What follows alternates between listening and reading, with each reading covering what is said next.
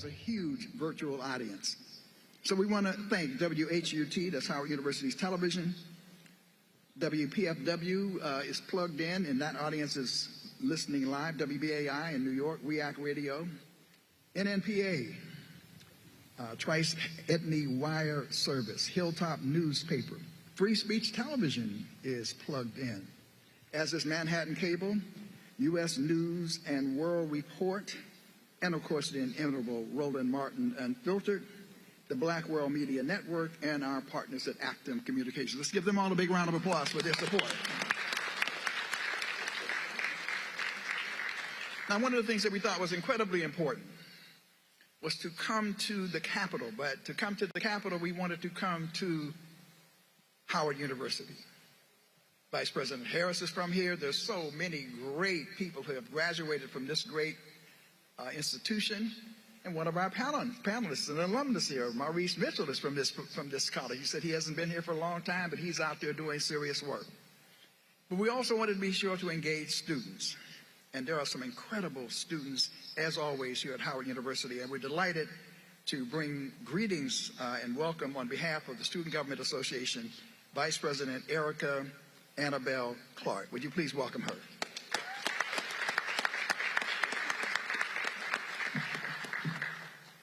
Greetings, everyone. How are you? Amazing. My name is Erica Annabelle Clark, and I am humbled and honored to serve as the 62nd Vice President of the Howard University Student Association.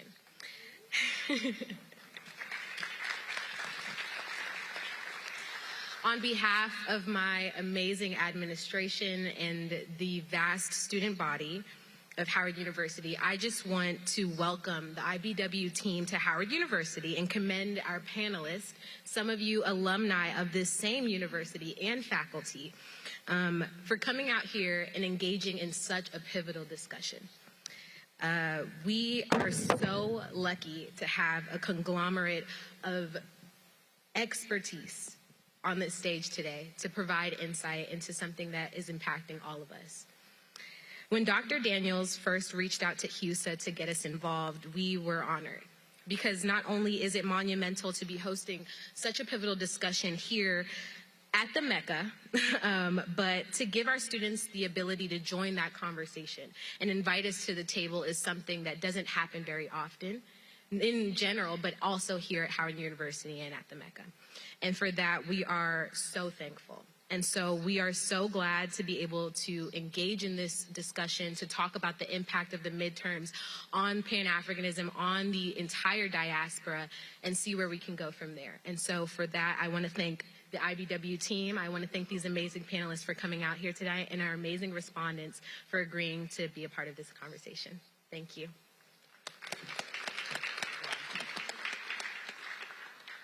All right, thank you very much. In fact, Howard University students, just wave your hands. All right, they're here, they're in the house. All right, we also wanted to hear the Black National Anthem. And what better way to do that than to hear it from the Howard University Choir that will now sing the Black National Anthem. Would you all rise for the singing of the Black National Anthem?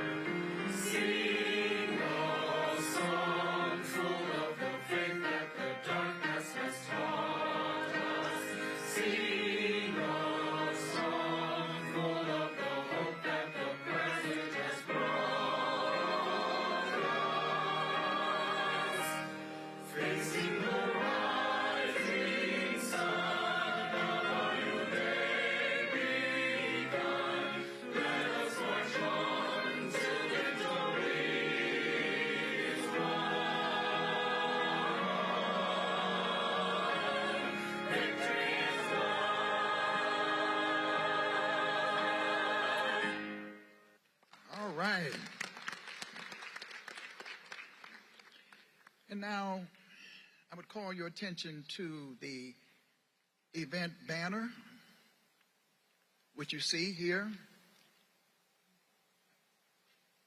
It is remembering our ancestors. And when I thought about the greater DC area, I wanted to do something special. And so what you see on the screen at the very top is the legendary Dr. Ronald Walters.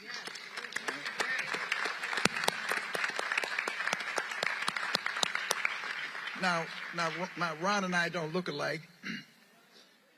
I've been called Dr. Walters at least 3 times tonight. I mean, we were like this. We worked extremely close together, but we don't look alike. But I mean, but that's just the way that worked. But we were very. He's the scholar activist, and I'm the activist scholar, and we worked incredibly close together. Next is someone that we admire so much, one of the great leaders of the healing community, Nana Dr. Patricia Newton, who was the Chief Executive Officer for the Black Psychiatrists of America, Dr. Patricia Newton. I can't think of anybody who taught us more about the insidious nature of racism. I mean, you know, she just told us. White folks may not be able to help themselves. I'm just saying. But none other than Dr. Frances Cress Welsing. Right? And one of the baddest organizers on the planet, dearly beloved friend. When I come to D.C., I'd often stay at his home. One of the greatest organizers I've ever met. He loved D.C. He was Mr. D.C., one of the greatest environmental justice activists of our time. None other than Damu Smith. Let us all say Ashe. All right. So now, to move forward, we decided to do this forum, the Institute of the Black World 21st Century, which is not new for us. We have made it a habit of, after presidential elections, having an assessment of what the impact of the elections are on the state of Black America and the Pan-African world. Well, this is not a presidential election. But when we looked at the consequential nature of this election, we felt that it was important that we, in fact, convene this meeting. And that is why tonight you are gathered here for this discussion with this incredible panel that we have for you. Dr. John Henry Clarke once said that white nationalism, he said, the enemy of black nationalism, the enemy of black people, essentially. And what we have and what we are faced with is a white nationalist, MAGA-infected Republican Party, which is antagonistic to the interests of women and LGBTQ folk and labor and black people and people of color, led by the Orange Man, a.k.a. Agent Orange. 50 years after the historic National Black Political Convention, and I was one of the key organizers of that convention, a half century after the historic Gary Black Political Convention, which was focused on the whole urgent need for a black agenda, IBW has assembled this incredible panel in order to address the question of the state of Black America and the Pan-African world after the November 8th elections. Black America and the Pan-African world are in a precarious situation. It may have been Vernon Jordan, forgive me if it were not, who once said that when white America gets a cold, Black America gets pneumonia. And so we are inevitably affected by what happens in these United States of America. We are here, and we're affected by what happens here. And so that's, again, why we gather, and we will be discussing the way forward, not only the analysis and assessment, but we'll also analyze the way forward. To begin that conversation, before I introduce our moderators and panel, I just want to bring in virtually Mr. State of Black America. The National Urban League does it every year, a report for years and years and years. A leader I have great respect for. He is a tremendous supporter of the Institute of the Black World 21st Century. He never says no. He just had to be out of the city on this occasion, but he agreed to offer some perspectives and reflections from the position of the Urban League in terms of the state of Black America. So we now want to hear from none other than our esteemed President, Mark Morial, President of the National Urban League. Hey, good morning. I'm Mark Morial. I'm President of the National Urban League. I'm coming to you after a quick workout from down here in New Orleans, where I am in town for a series of events being sponsored by the University of New Orleans. I want to just do a few things this morning. Of course, yesterday was the midterm elections, and I'll share some observations on that, but I want to lift up and say thank you and congratulations to Dr. Ron Daniels for his stewardship, leadership, and continued energy for and with the Institute for the Black World, and his steadfast determination to continue to push a progressive Black agenda, a progressive Black policy agenda. So that work is so difficult and many times unappreciated. But Ron, you are a nervous system and a piece of glue that connects so many of us, from the community of academics and scholars to activists to elected officials to other civil rights leaders like myself.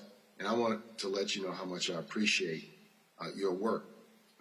As we stand this morning, and as things stand this morning, control of both the United States House of Representatives and the United States Senate remain up for grabs. It appears that even if the Republican Party can take control of the House, it'll be by the narrowest of margins, 3 to 5 votes, but even that is not guaranteed.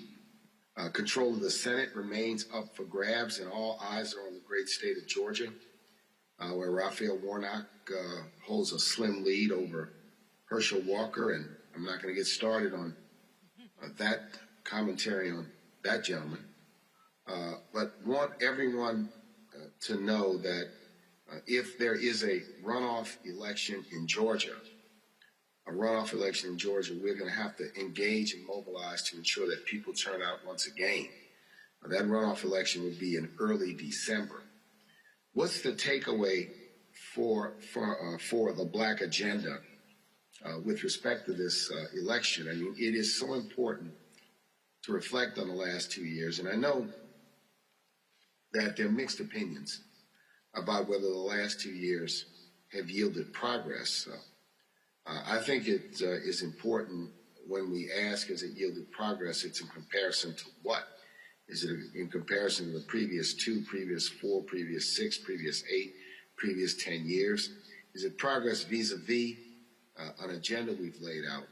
One thing is absolutely certain, that one important issue that's always central to the Black agenda and the civil rights agenda, which is the enforcement of civil rights laws, has changed dramatically under the leadership of Merrick Garland because of 2 powerful sisters, 2 powerful women who now serve in leadership positions at the Department of Justice.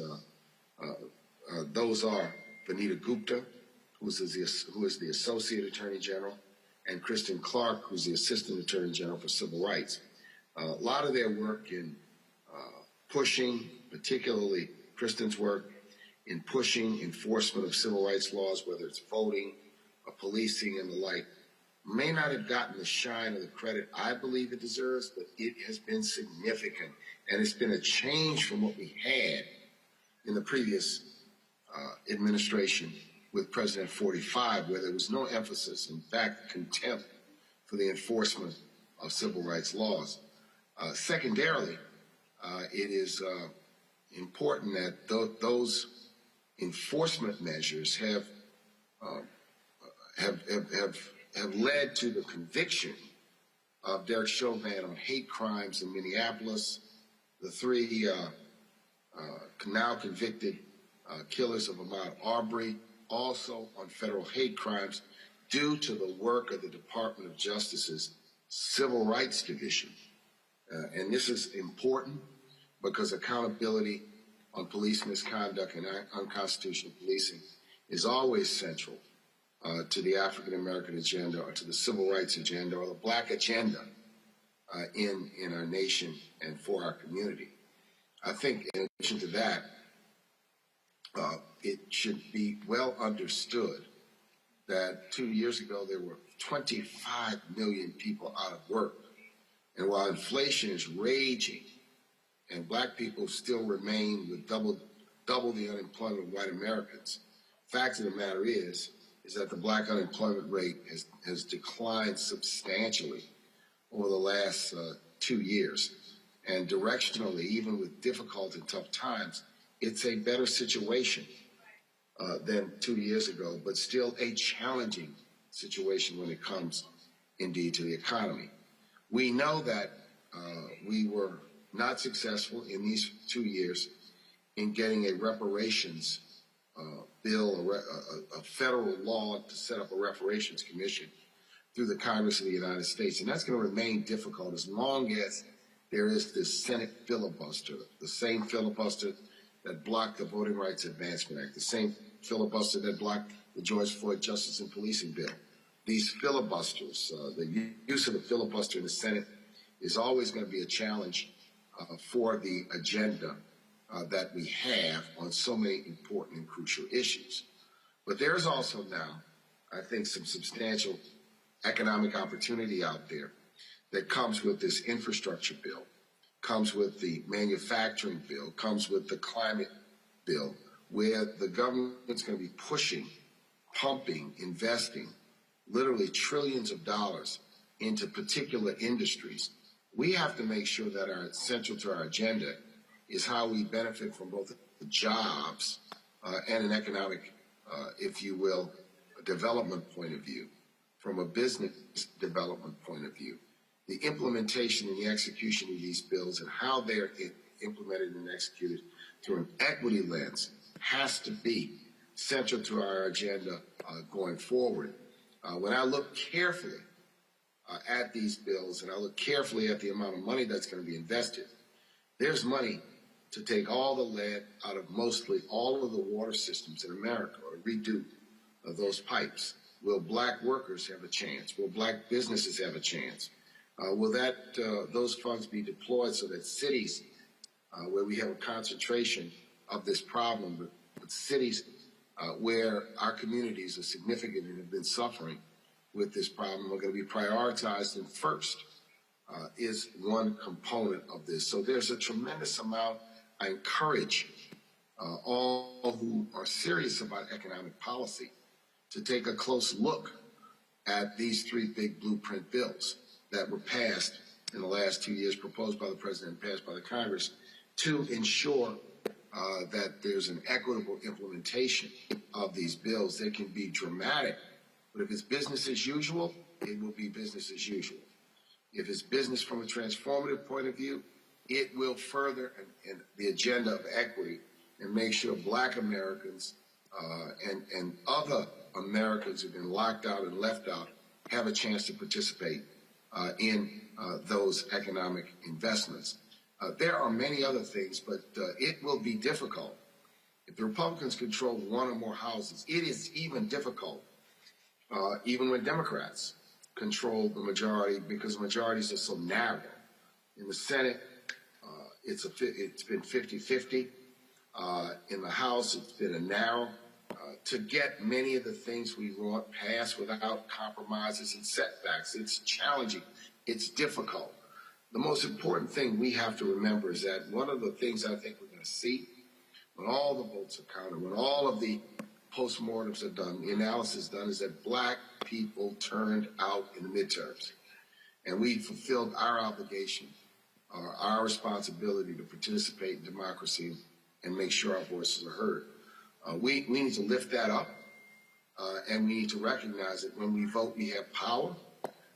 The naysayers who recommend, or the pencil pushers, I call them, who suggested, landslides and tsunamis going in the red direction, it certainly does not seem to have materialized, but they may be changing control.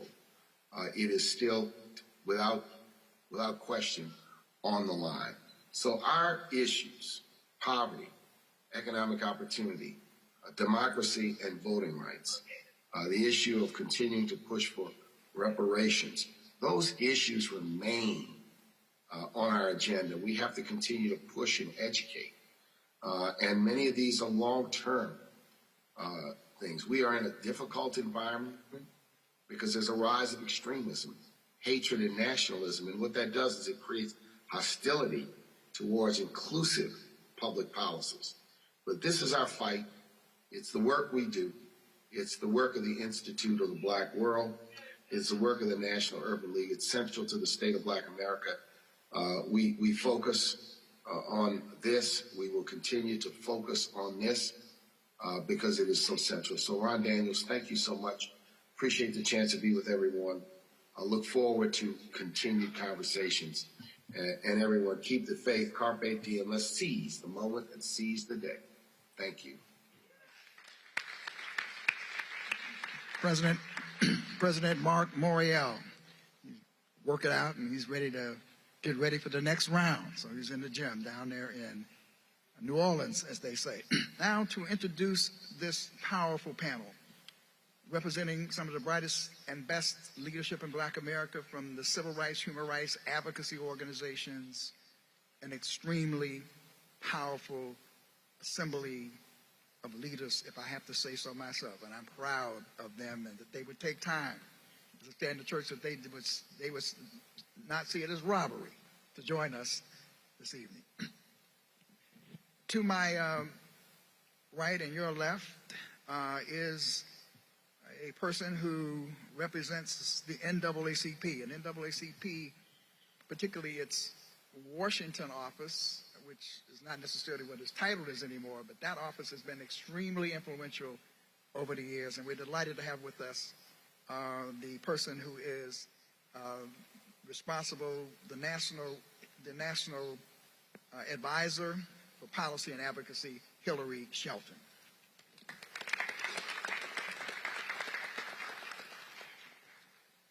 I gave them a shout out on the radio the other day because I'm so proud of them because of the work that has been done over the years. This sister, we knew what she was doing. And that's Melanie Campbell, President of the National Coalition of Black Civic Participation.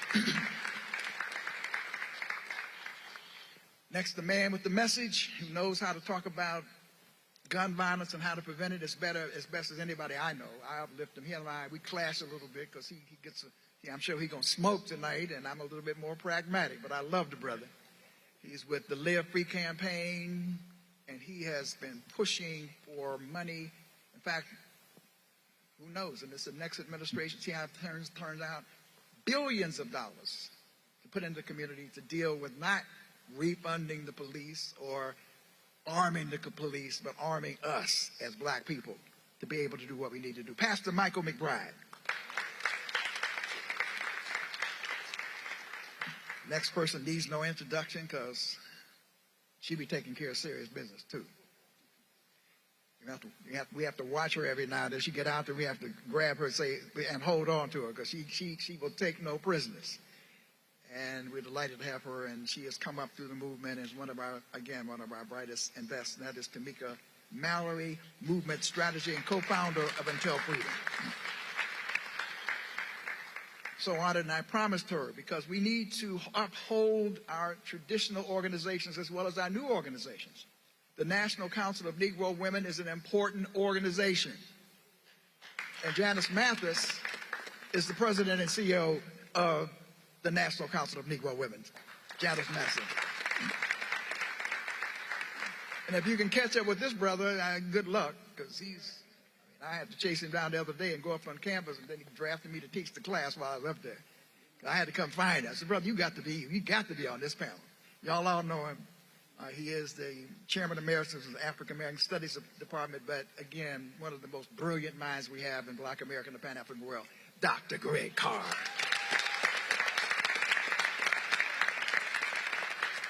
I'm a longtime proponent of independent politics and third world, third force politics. That's and I ran as an independent candidate for president in 1992. I've not really surrendered my view on the need for a third force or an independent party. The person I think who represents that best and the formation I want people to pay attention to is the Working Families Party. He is an alumnus of Howard University, the secretary of the Working Families Party out of New York, but across the country, Maurice Mitchell. The brother who protects our interests. I mean, he is like laser focused. I ain't got to worry about it. I get these pictures from Malveaux, the new ambassador from this and the new ambassador from that, the World Bank and all that. Malveaux with the Constituency for Africa for longer than he raised me, so I, tell them. So I've been following him, but, like I said, he raised me up. But this is the man with the Constituency for Africa who protects our interests as it relates to Africa. Give it up for Malveaux. Following in the footsteps of Shirley Chisholm and Dr. Celia Doris Tucker and others, stepping forward to, again, organize the National Congress of Black Women when maybe it was some concern about whether it might not survive. She stepped in to make sure it survived. She is the chairman and national president emeritus of the National Congress of Women, and she is always woke and keeps us woke on WPFW, and got a new book out, and she's with Dick Gregory's devotee, Dr. Ife Williams. And of course, we had to have Reverend Jesse Jackson. Let's keep praying for Reverend Jesse Jackson. He's still fighting. He's hanging in there. I was up there with him for his 80th birthday and all that. So he said, I'd rather burn out than rust out. So he's still throwing blows. But representing, I asked our next person to represent the Rainbow Push Coalition, because you see the broad scope of organizations. The former vice president of the National Rainbow Coalition, Reverend Sheridan Todd Yerry. That is our panel. And now, we just couldn't have a panel. And by the way, we have a just remarkable group of people. I won't introduce all of them. These are our respondents. You'll hear from them later. And they'll introduce themselves or be introduced or say whatever. We have a whole nother layer here for this conversation. But we wanted to have moderators who could draw out the best and who raise the challenging questions. And I couldn't think of anybody better than my longtime friend. She's a little sassy sometimes, and sometimes she get a little uppity. I have to check her a little bit, but she's a bad sister. And that is so she agreed readily. She has now created a whole new department. A whole new department. College. I keep down. See that? I'm down at the University of California, Los Angeles in ethnic studies. President Emeritus of Bennett College. Black America's leading political economist, Dr. Julianne Malveaux.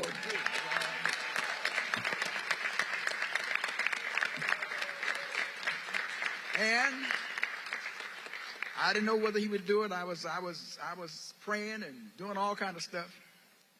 Remember this brother many, many years ago, Don Rojas, who couldn't be with us. We connected with him. He's done so much. But what he's also shown is tremendous tenacity. You ain't going to disrespect me because I can do my own thing. And does he do his own thing? He does it unfiltered. And I got to say, on this issue of this election, he kept teaching and teaching and teaching the power of the black vote. And so we are honored to have him with us tonight to guide this conversation. Let's give it up for Roland Martin. Roland Martin.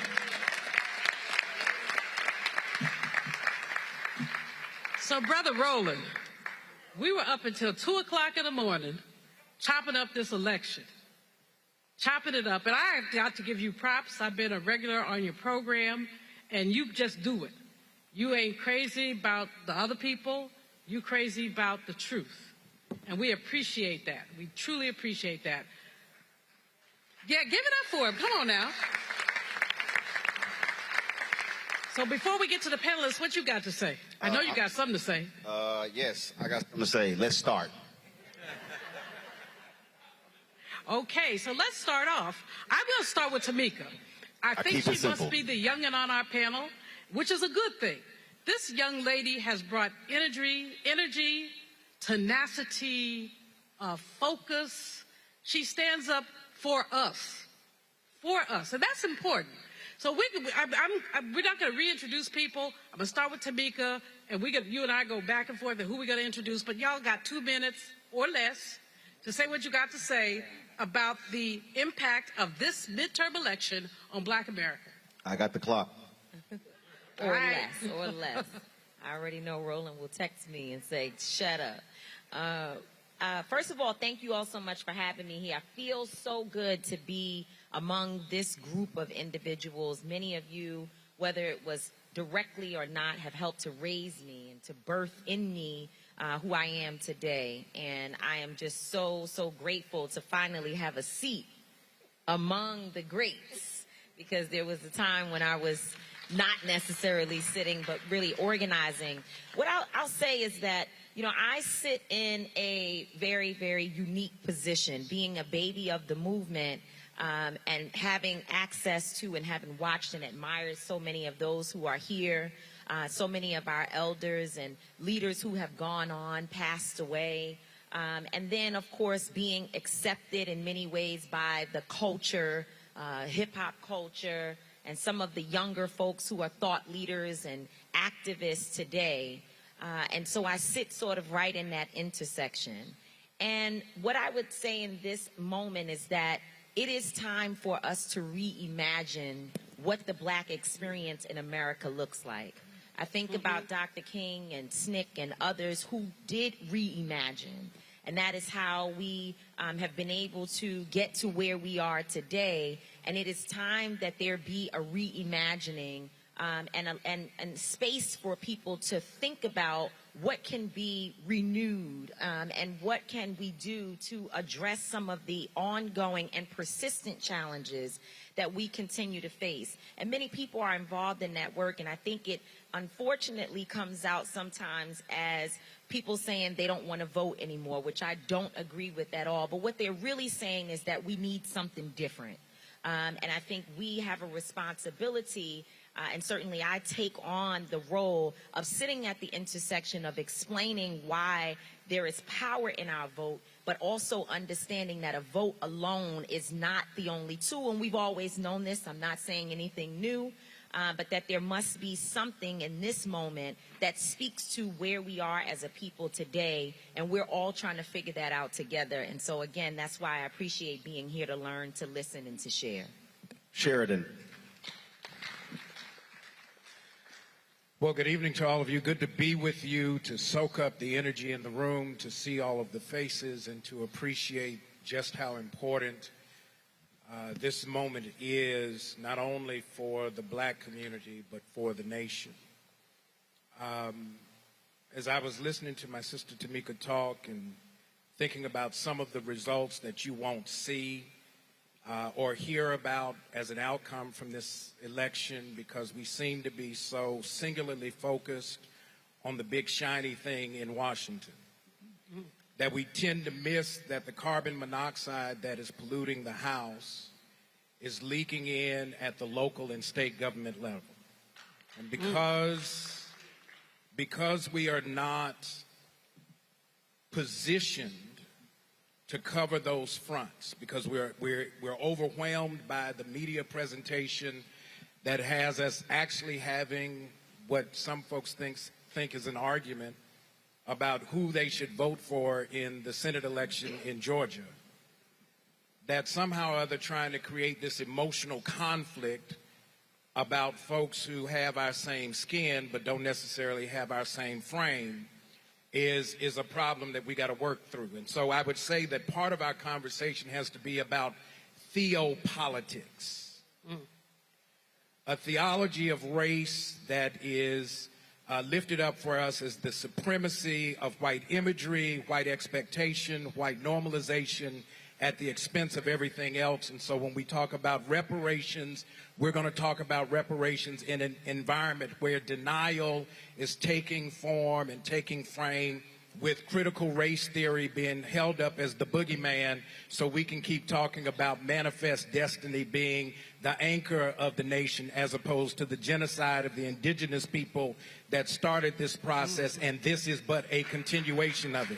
And so if we're going to bow down at the altar, we at least need to know who's going to be the sacrifice. So I'm looking forward to the conversation. Melanie Campbell.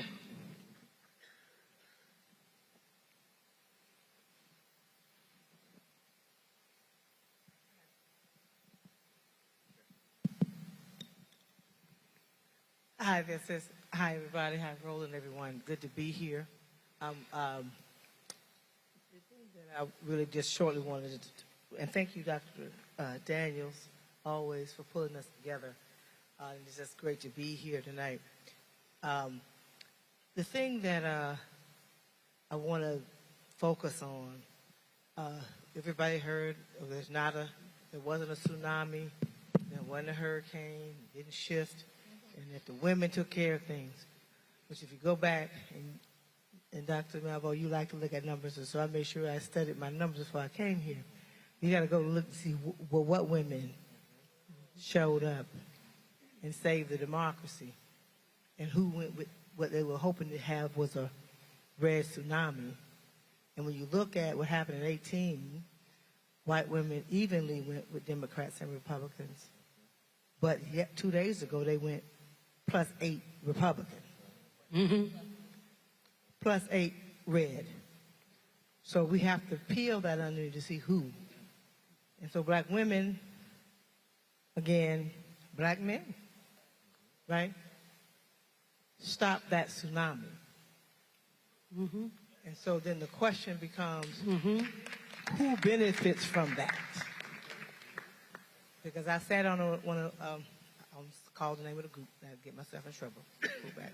I hadn't had no sleep much. Listen to that conversation. Never broke down those numbers. And so who gets to go over to 1600 Pennsylvania Avenue and have that conversation? And depending on what happens in the House and Senate, which is still up for grabs, who gets to do that? And so when we talk about that, we've struggled the way we had. We don't need to have to go outside and get arrested, Tamika and Jan. When we saved this country one more time, we need to be sitting at the table talking about what our agenda is and where we go to continue. I'll stop there. So Roland cuts me off.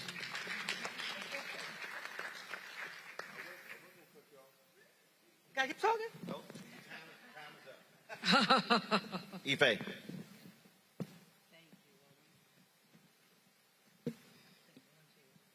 Testing 1, 2. Okay. I want to say hello to all of my WPFW friends. I know they're listening, all our WBAI friends, and all of the Pacifica stations out there across the country. I'm not overly optimistic that very much is going to change. We've had a predominant class of people and group of people that we thought were going to do a lot of things for our people that didn't get done yet. But you know why it didn't get done? Because we don't have the same unity that we used to have, and we're not willing to go out there and to put ourselves on the line for it to say what must be said. I look at what's going on with our brother Tyree Irving right now, and how many of us have said anything about freedom of speech. We hear so much from others when they talk about us and they put us down, but then we're afraid to say something when somebody else is talking about our people. Until we do that, until we're too afraid to talk, then we won't get anything done. So I need to see us return to that unity that we once had. And I remember the strong women that we have to lean on, my sisters who are here this evening, and also my brothers are very aware of them. I'm sure Dr. Carr is, because he's got more books than I've got in my house, and I have rooms of them over there. But, you know, we have people to lean on so that we can get over that fear that we sometimes have. Dick Gregory would remind us that God and fear do not occupy the same space. But some of us are still to speak out on the things that we ought to be speaking out about. We have Ida B. Wells. We have Frances Cress Welsing. We have Fannie Lou Hamer, Harriet Tubman, Sojourner Truth. We have Tamika Mallory, and we have a lot of young people. You know, we got to stop saying, "Ooh, these young people, they ain't doing this, they ain't doing." Let me tell you, the young people showed up this time for this election, and we need to stop saying that. We need to be with them. We need to be joining hands with them. It's not just about woman power. But I had to say to my white women friends a long time ago, yeah, I'm glad to be working on the Equal Rights Amendment. But you know, I've got some rights that I want you to help me work on. And if you don't help me work on my rights, I don't have a whole lot of time just to spend on the fact that I am a woman, because black women are already strong. You know, we don't have to be taught to be strong and how to vote. But I tell you, the most important thing we can do now is to not be afraid to form coalitions and work with each other, and not think just because you go all the time to the powerful people that the rest of us can be forgotten. We've got to learn to get together and plan our agenda. That's why a lot of our people don't follow it, because we don't go to them anymore. Justice means something different for a lot of our people, and we have to talk with them to understand that. I love you, thank God, and bless you all. My sister, thank you so much. We didn't hear much about Africa during this midterm election, but I want to hear from Malveaux about this. Great, thank you. Am I on? You up? Okay, first thing I want to thank Brown Daniels for inviting me. On the Africa side, I've been working on Africa for more than 40 years, been to many countries in Africa. First thing I will say about this election, it wasn't just about black America, the 40 million of us here. It was about the 2 billion African people worldwide. And they're all watching this. I would say in terms of U.S. policy toward Africa, historically it's been bipartisan. When I look back at the most effective American president working on Africa, George W. Bush. You don't want to hear that. $20 billion for PEPFAR, $5 billion for Millennium Challenge, great on trade. So don't think that this is a Democrat or a Republican party. We did very good up until Donald Trump. Donald Trump stood to the mic and said, shithole countries. That's how he described Africa. And ever since then, we've been backpedaling. Biden is doing a great job trying to turn this around. We're going to have a U.S.-Africa summit December the 13th to 15th here in Washington. 40 African heads of state are going to be here to talk about U.S.-Africa relations. If you don't know about it now, you're going to know about it, because you won't be able to breathe or get around town during that time. I want to say that the real challenge going forward is to scale up. The commitment from the U.S. to Africa is minuscule. And when we're dealing with issues of climate change, health challenges, trade, and all these other kind of things, we need to scale up what the U.S. government is doing for Africa. But I think we're on the right track. We're on the right train. I'm not convinced that no matter what happens in the Congress, we're going to see a dramatic change in U.S. policy toward Africa. Thank you very much. I yield back. I got 15 seconds. I want to recognize the ambassador of Mali who is here. Stand up, ambassador. Oh. My good friend, Ambassador Berkeley of Mali. Thank you very much. Thank you. Hillary Shelton. Well, good evening. I'm excited about being here, first because I get to take notes from all my heroes that are sitting in this line. Many of you, I have your books, I have your speeches, I have other things that you've done for me, and I'm just delighted to be here for that reason. But also I understand and see who's on the second row. Who's on the second row tonight are those that are going to keep us honest.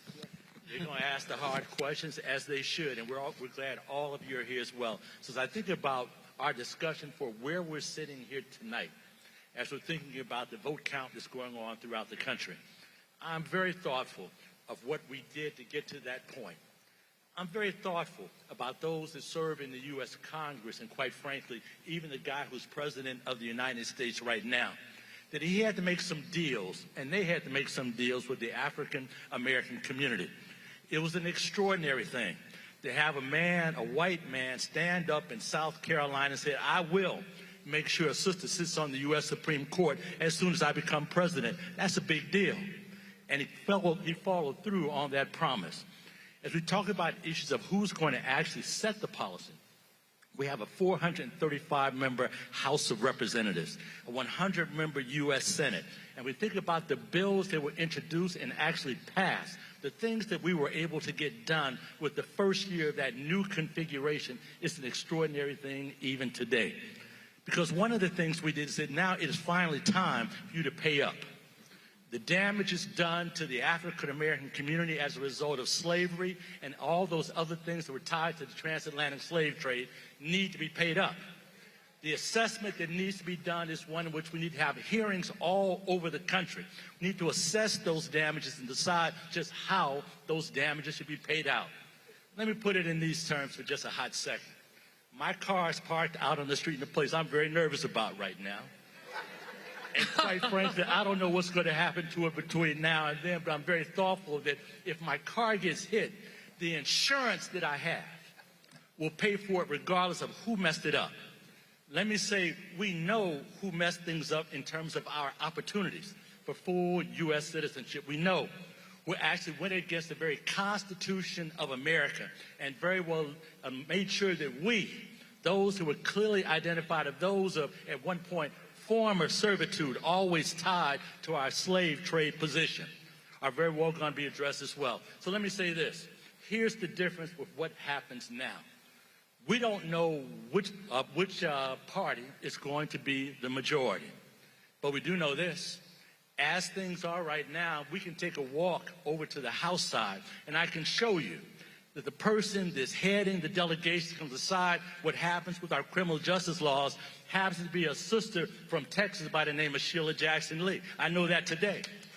I know that we really want to talk about money, not just about banking, but about financial services, that the sister that runs the Financial Services Committee of the U.S. House of Representatives happens to be a sister from California by the name of, what is her name? Thank you so much, Maxine Waters.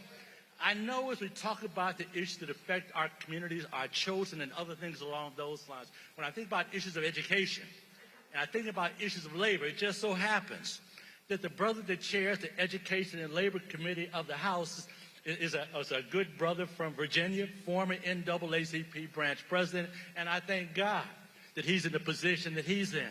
Y'all know who that is? Thank you so much. Congressman Bobby Scott. Let me put it in these terms. If you want to take a look at the difference in how the decisions are going to be made, take a look at who's making those decisions. Look at who's making them now, if we're able to keep this movement going forward, and who will be making them if the tide shifts and those people are no longer in the majority. In other words, ain't gonna be no colored people chairing no congressional committees. Do you see what I'm saying? Thank you, Hillary. So there's a lot at stake. Thank you, Hillary. You made the case. Thank you. We appreciate it. And I'm going to go to my fearless leader, Janice Mathis. You did go by 4 minutes and 20 seconds. Oh, let me apologize.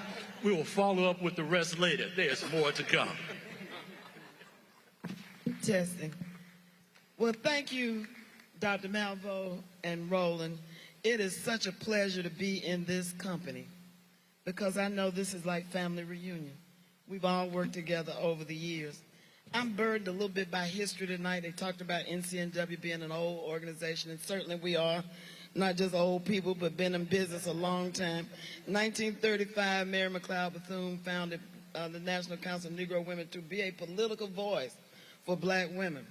And last summer, her statue was installed in the United States Capitol, replacing, as only God could arrange it, a Confederate general who was one of the last to surrender his army and help to propel the notion of Juneteenth down in Galveston, Texas.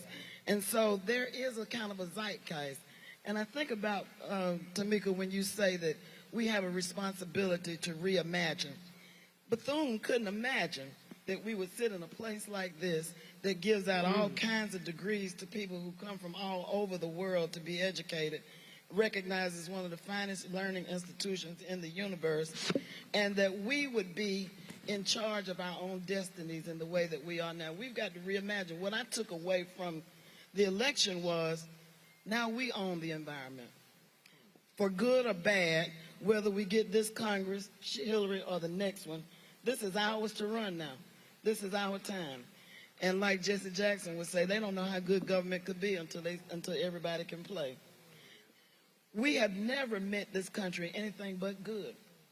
And we're going to rule it and run it in a way that is sound and fiscally responsible and live up to all of those creeds.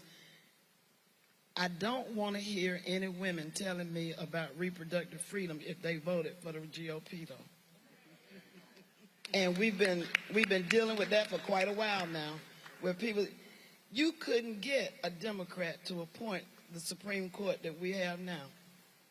When Clarence Thomas went on the Supreme Court, it was to replace Thurgood Marshall. Sometimes it's good to know a little bit of history. And so the next time, a white man from the GOP recommends a Southerner from Georgia to you for high political office, you have to think about whether you're using your power wisely or not. I happen to be a graduate of the University of Georgia in Athens, Georgia, and was there when Herschel Walker was playing football. They used him like a mule then. And I won't comment on what they're doing to him now. But there are no issues that are beyond us, is our point. We celebrated Black women's equal pay day. It wasn't really a celebration because it wasn't until September of 2022 that Black women earned what white men earned last year. And we're not moving in the right direction because last year, Black women's equal pay day was in August. It took 8 months. This year, it took 9 months. We've got work to do. Janice. I'm done. It was good though, wasn't it? It was good. It was 3 minutes and 9 seconds. I told you we know each other too well. Playing. Let's see here. Pastor, you ready? Go.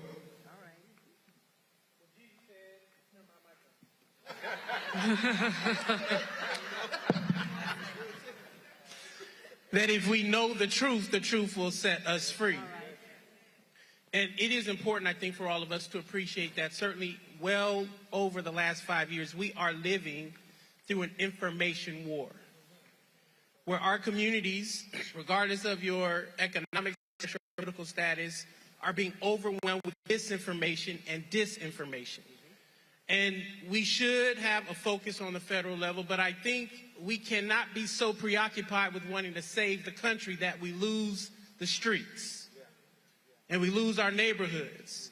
And one of the many ways that I and many of us are concerned is the way we are seeing a slingshot back to a 1994 narrative around how we discuss, understand, and address violence in our communities. And so I think, as Brother Hillary said, we may be concerned about where we park our car, and that's a valid concern. But we also must appreciate the root causes of why violence in the last 2 years, after a historic reduction in violence, has literally shot up. It is not because Black folk all of a sudden got more morally malevolent or out of control in the pandemic. It is because of a global pandemic, a once in 100-year global pandemic that hollowed out elders in our communities who are taking care of many of our young people, who hollowed out the programs and the resources that were beginning to come to scale, that invested historic amounts of funding in police through the CARES Act and the ARP Act, and did not replenish our communities so we could have food programs, housing programs, and opportunity programs.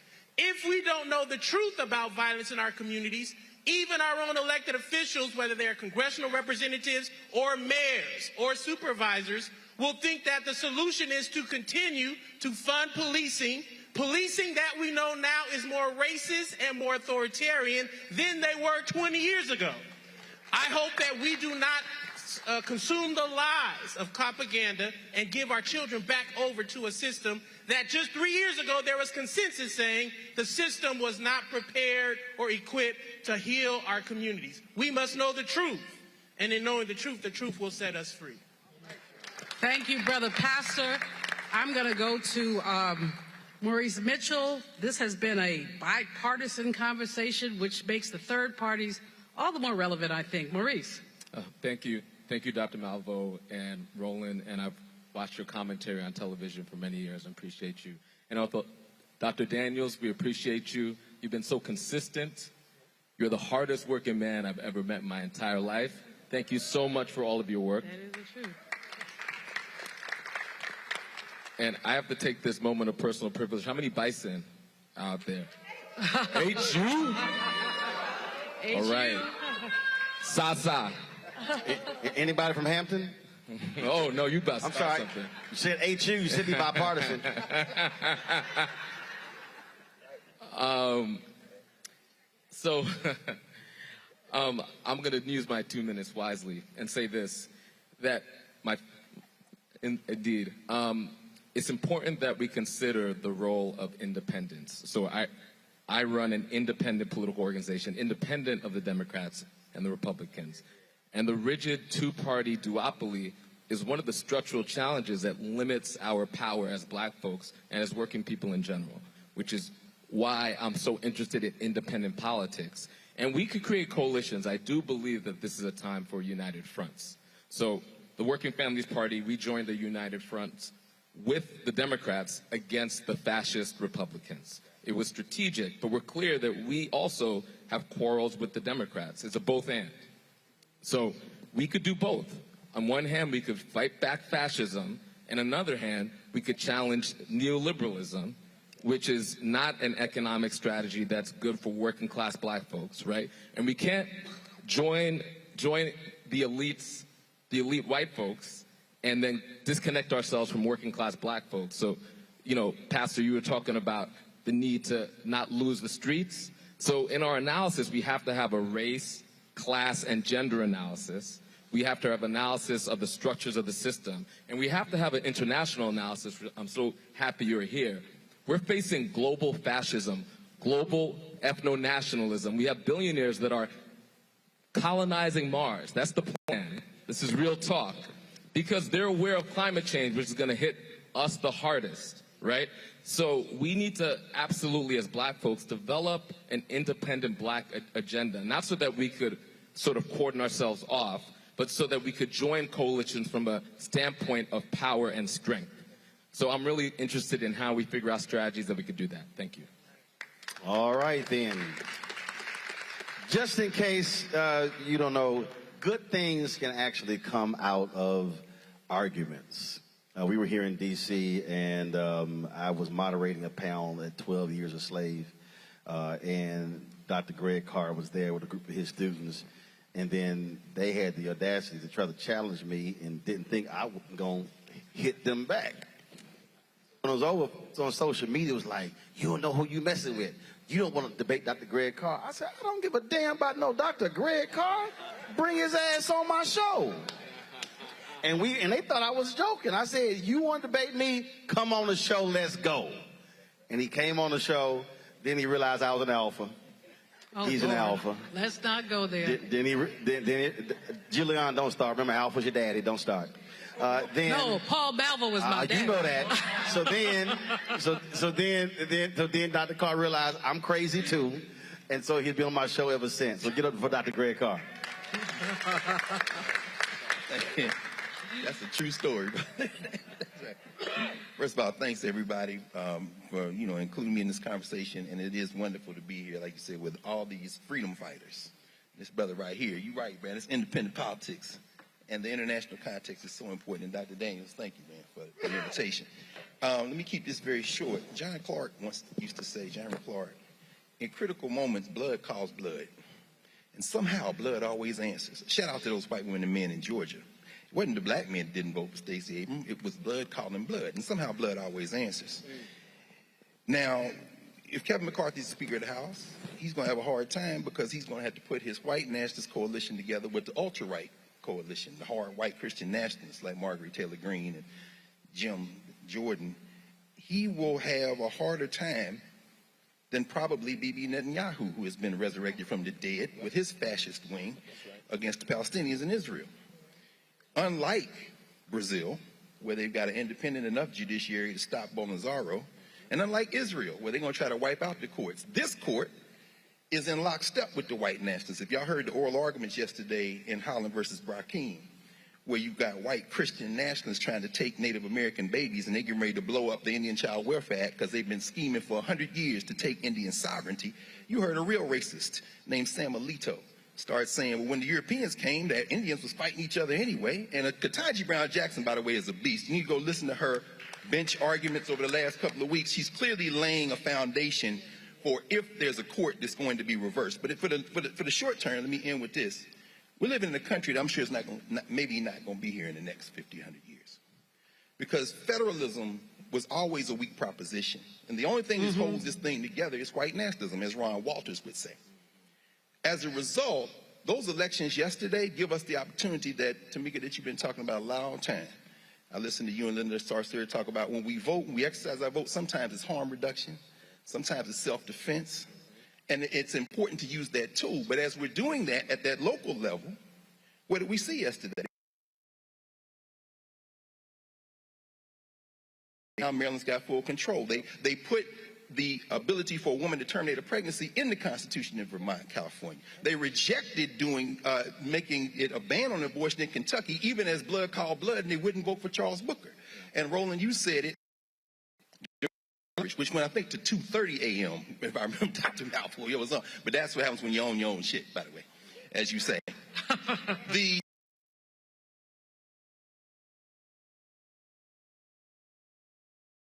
You named Gary Chambers, you named Mandela Barnes, can now use that apparatus to organize at the state level and build an apparatus, not for the Democrats, but for us, because finally, as Ron Walters and Wine Downs would remind us, on the 50th anniversary of Gary Convention and the 122nd anniversary today of the Wilmington Pogrom, where they had a coup d'etat in Wilmington, North Carolina, because they wouldn't let black people rule them. If you move in your own interest, you might be able to pull some human beings along with you. But at the end of the day, the only thing we can stand on is our square of truth, because this country probably won't be here much longer. The federal system is going to fracture, and these white nationalists will take their whiteness over their lives. Our obligation not only is to each other, but to take us all out, and at that point, we'll have to reset the whole thing. Right on.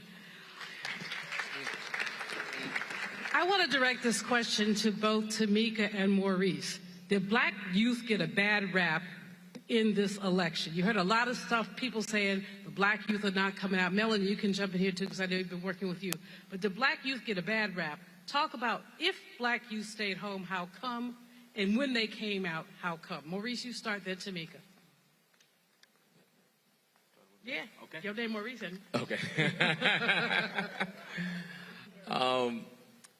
So I was on the ground in Georgia, in Wisconsin, in Pennsylvania, in New York, and I didn't see this phenomenon of black youth or black community apathy. I didn't see that, actually.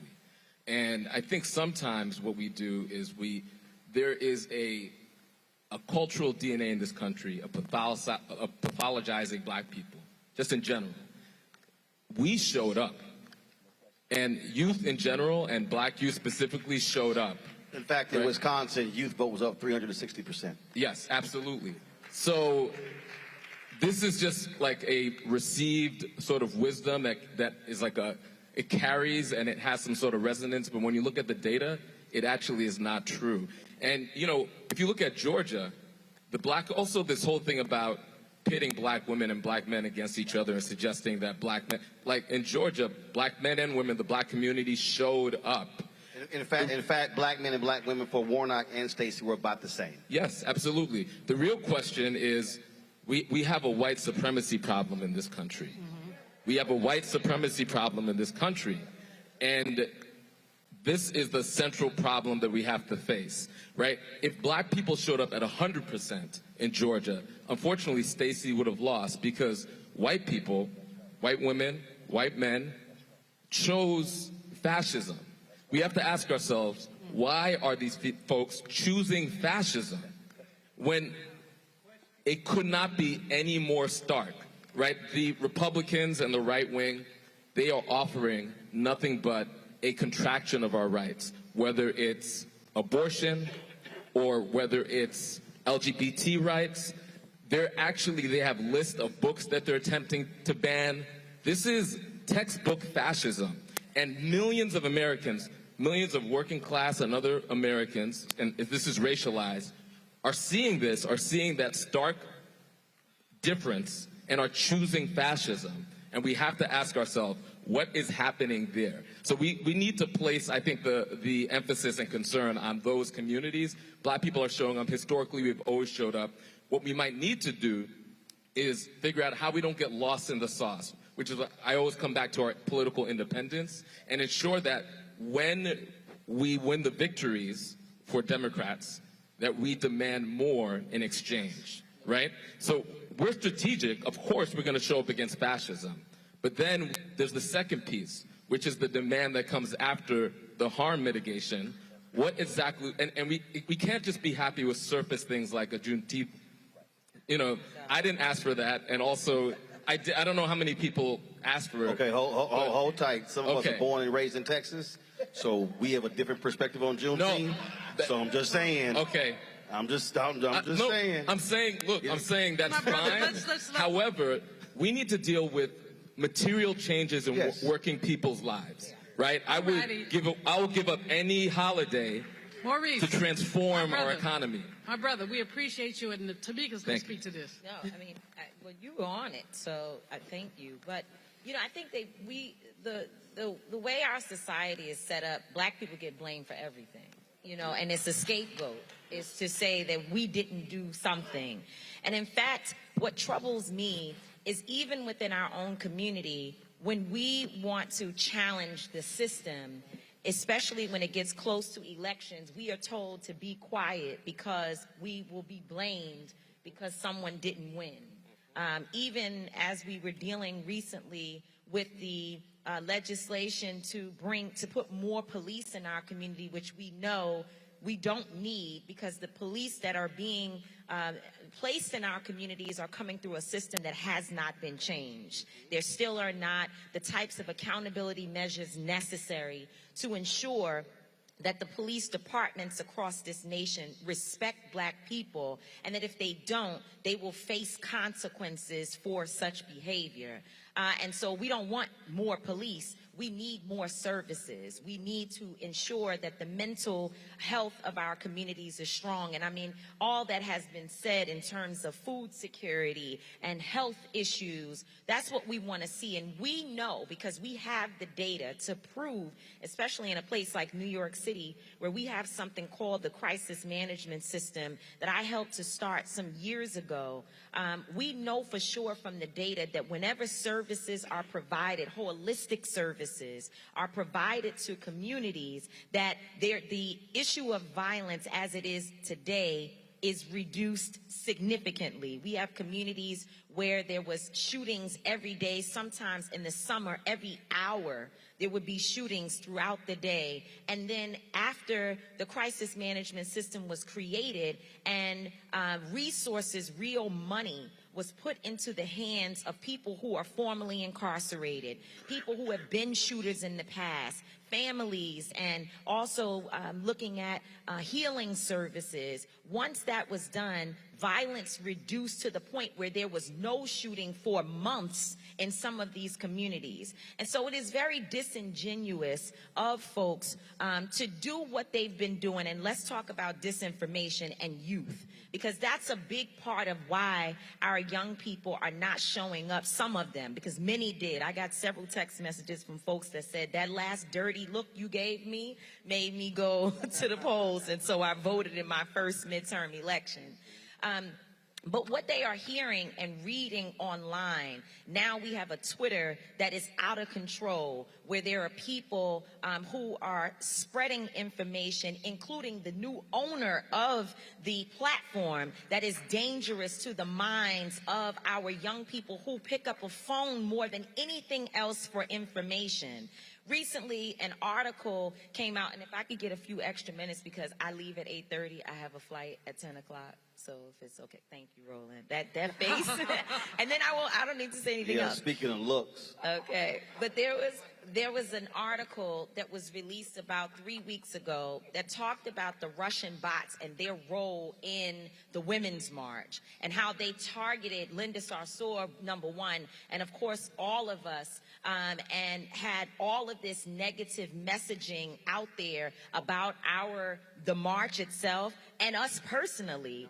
And the way in which they tore apart the fabric of what we were working on, and the campaign to get women from diverse backgrounds to care about marginalized communities. When they saw that happen in somebody somewhere, don't you think for 1 minute that we believe that the Russians from all the way across the world just happened to decide that the Women's March was important? No, there were people here working in America that had relationships to issue an attack against us. And so our young people are reading and watching this misinformation and this disinformation every day, which is feeding, unfortunately, a hopelessness, right? Because ultimately, I think most of our young people, when they look at this stuff, they know that that we have an importance to care about our communities and that we should be doing better, if you will. But then when they read all of this back and forth, it just becomes like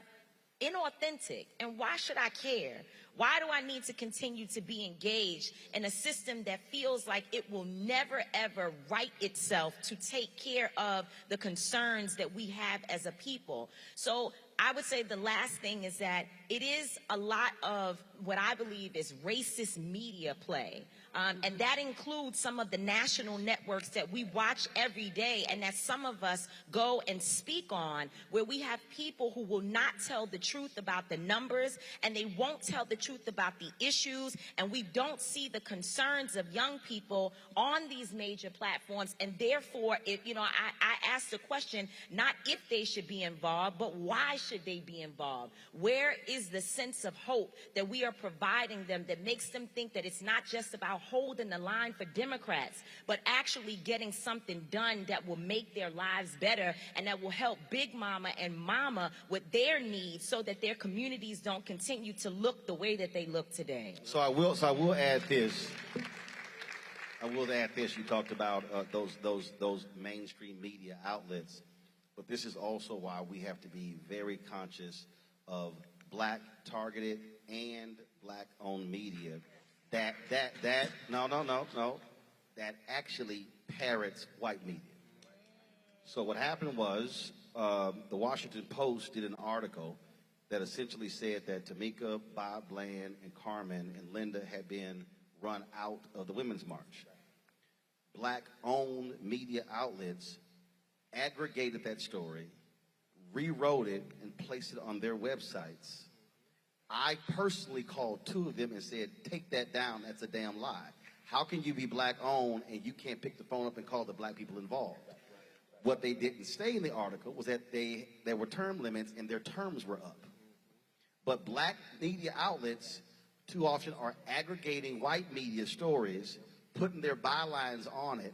And y'all have seen me call out The Root, Black Enterprise, and others in the past year for doing that. And so we have to be very careful. You're oftentimes reading black websites that are rewriting stories in the New York Times and the Washington Post, putting their byline on it, throwing a quote in it, and people go, oh, I saw it in there, such as when Newsweek did an article saying that Biden gutted the funding for HBCUs, and the story was a lie, but people ran with that, posted that article, and it spread like wildfire, and I literally spent 3 weeks saying, y'all, this is the actual truth, but they saw it in white media and believed it.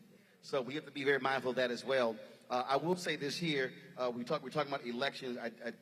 Since the work that Until Freedom did on the case of Breonna Taylor, if you want to understand why voting matters, the white judge, Mary Shaw, who signed the search warrant led to Breonna Taylor's death, was beaten by a black attorney, Tracy Davis, in Louisville.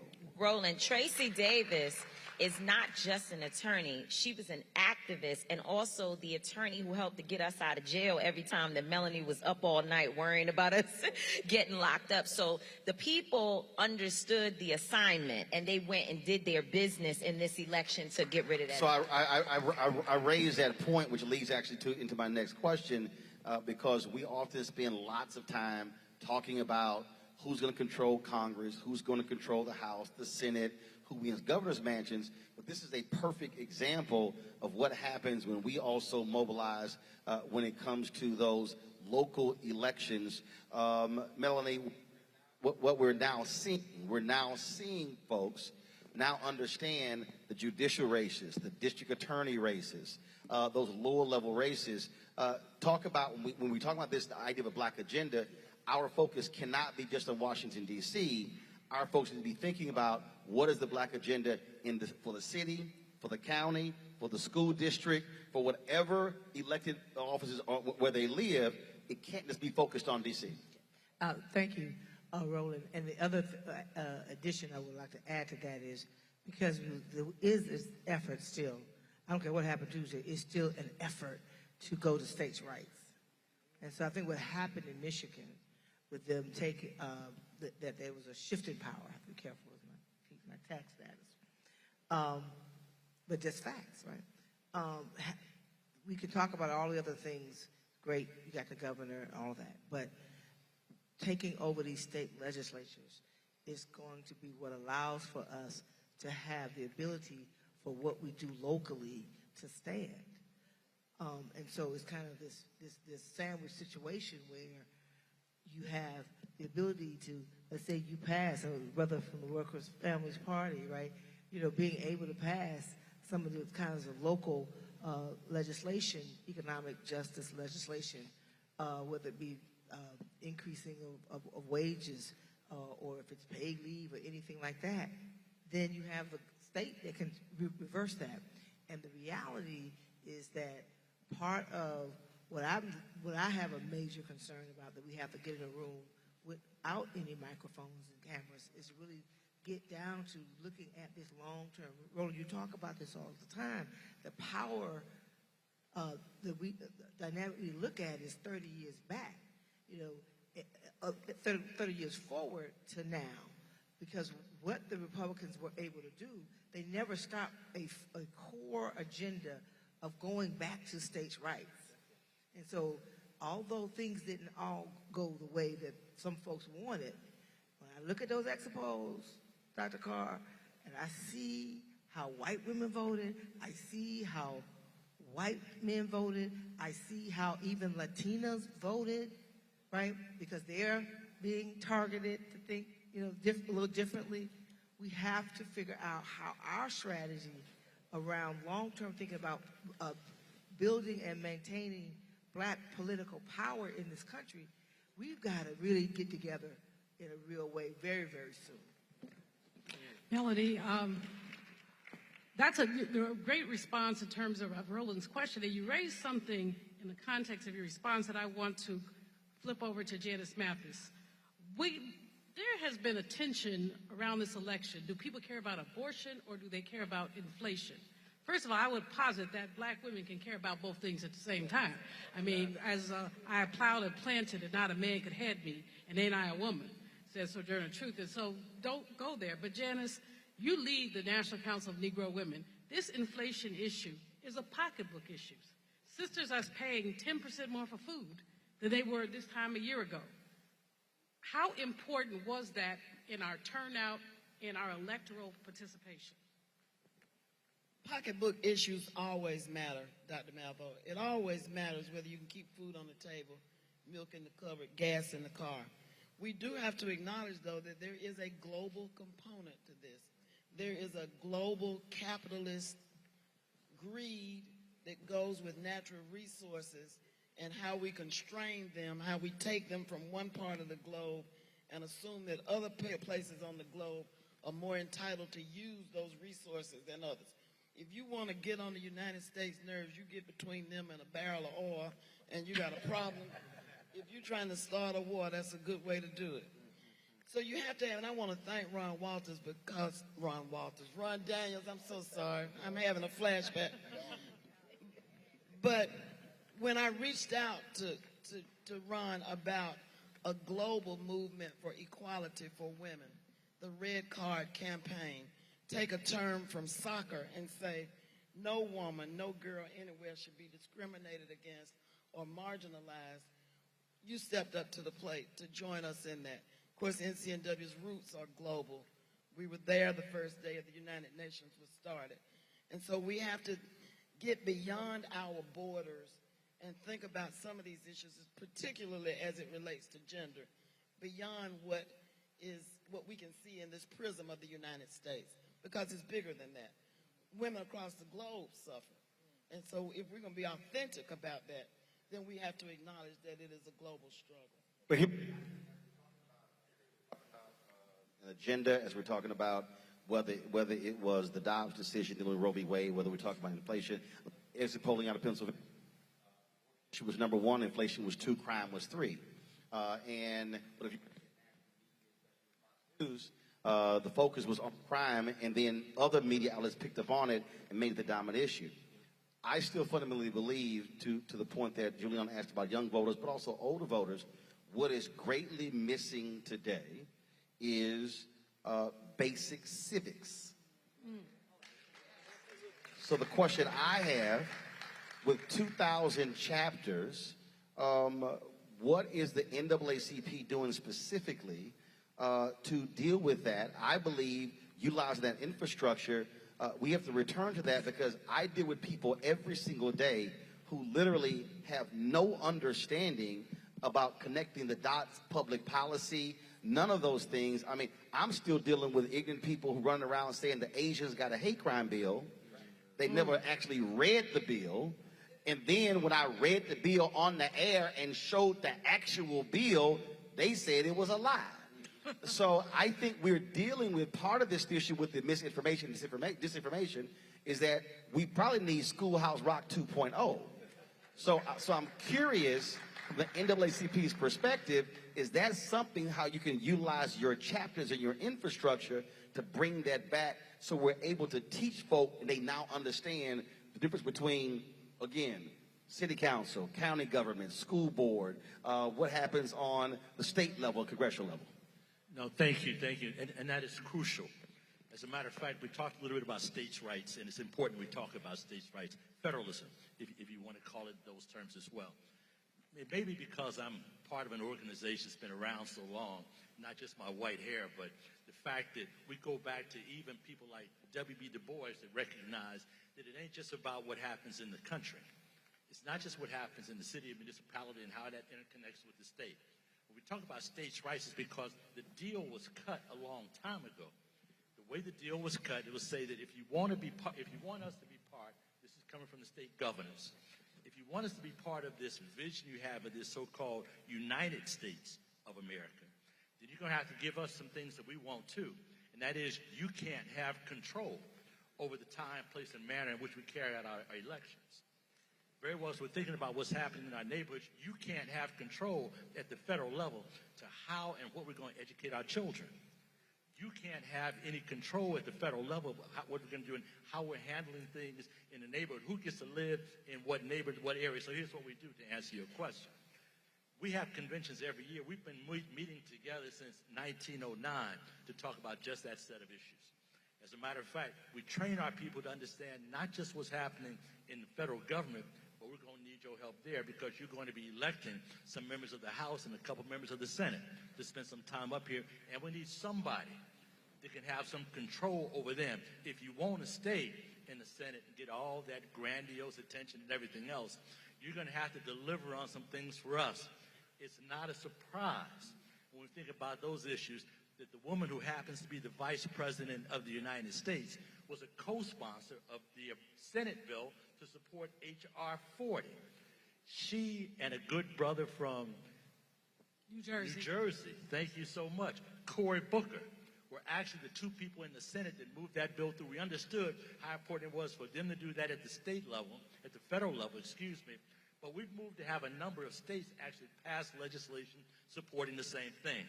Now let's take a step beyond that. At the local level, we've been doing the same thing. We actually have a delegation to show you we don't limit this to the borders of the United States. We have a delegation in Egypt right now. This meeting over something called COP27, which is an initiative to address all the poisons that keep being dumped in our communities.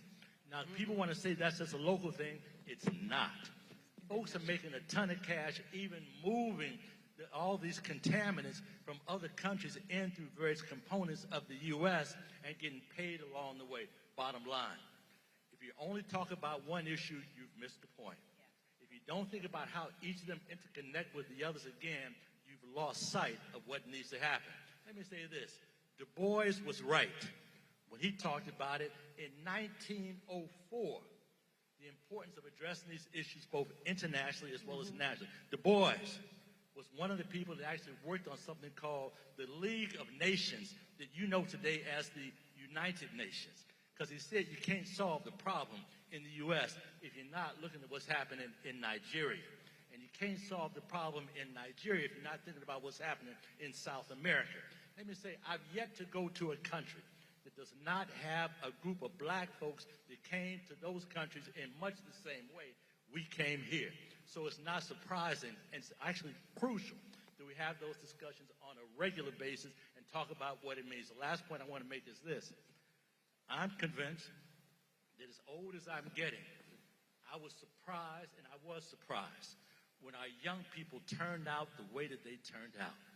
When they came out, when we've been teaching them and preaching at them and whatnot, hoping that they got it, and they sometimes look at us and just look away. But when it was all over and done, they're the ones that registered their friends. They're the ones that took them all to the polls to vote. They're the ones that made sure that Joe Biden, they will continue to hold Joe Biden accountable to make sure he gives everything he promised to be able to live at 1600 Pennsylvania Avenue. It's national, it's international, it's a local, and if you don't keep attaching the dots, you will miss the point. You know, we got two pastors. Thank you, Hillary. Wonderful. We got two pastors on this platform, and I want to ask them a question. What's faith got to do with it? You have these people thumping on their Bibles, talking about what the Lord wants. They don't know the Lord, but that's another story. I want Pastor Yeary, forgive me, and Pastor McBride both to deal with this faith issue and the hypocrisy of the ignorant leaning on a Bible. They believe in life but not in living. Help me out. Well, it has been the case that there have been at least two parallel expressions of Christianity in this country since its inception. There's been the white slaveholding church, and there's been the always emerging black liberation expression of Christian faith. And it is important to appreciate that even in the time of slavery and in the time of Jim Crow, what were white pastors teaching their congregations?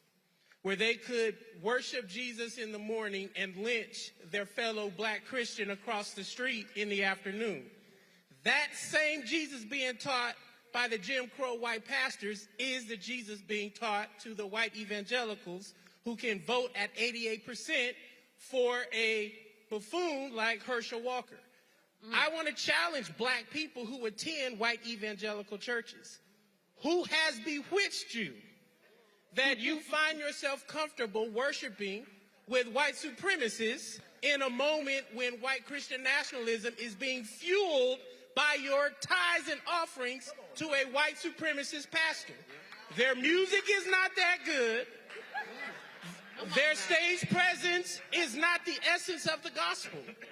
We ought to be a people who should walk out of white churches when white churches continue to indoctrinate the people that sing on the worship team with you, play in the band with you, teach your children in Sunday school to be lawyers, to be judges, to be police officers who will shoot your children dead when you are not around if they come and ask you for some sugar in the nighttime and they don't know who you are.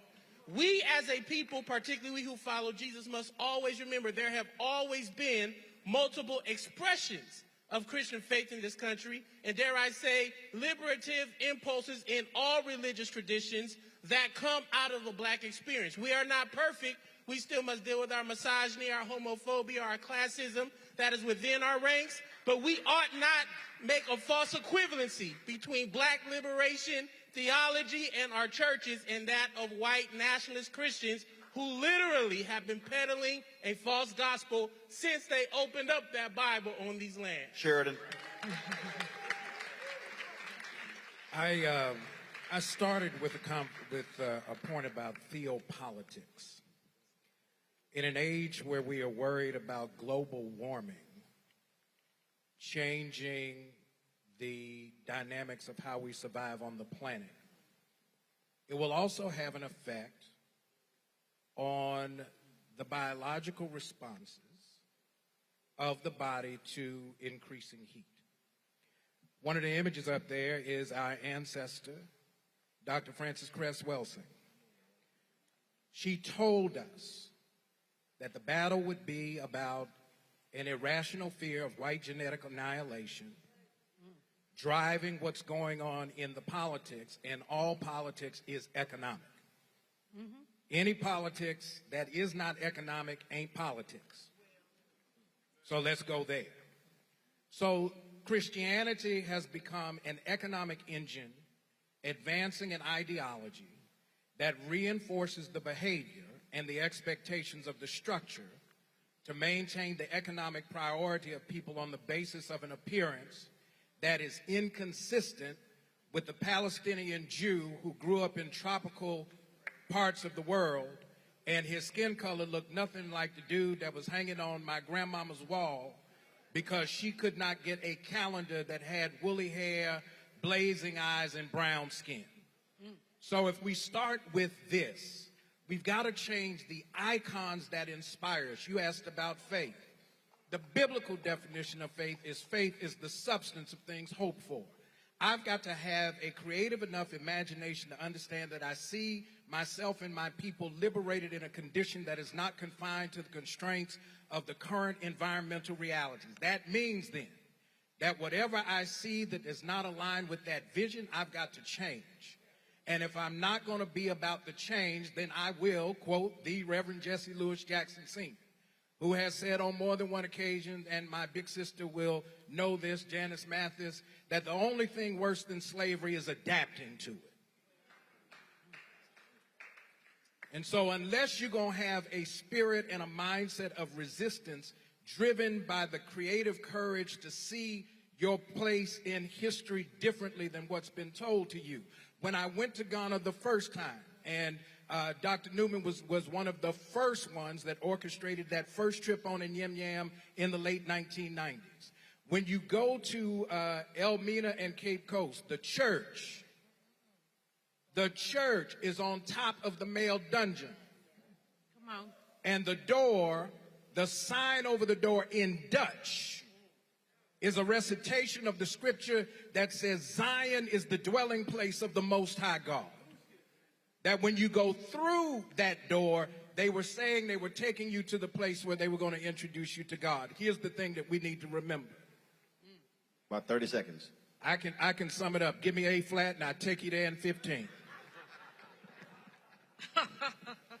The truth of the matter is that we've got to remember that what anchors us is not the Christianity that was imposed on us, but the Christianity that we've liberated, because at the root, we are an African people.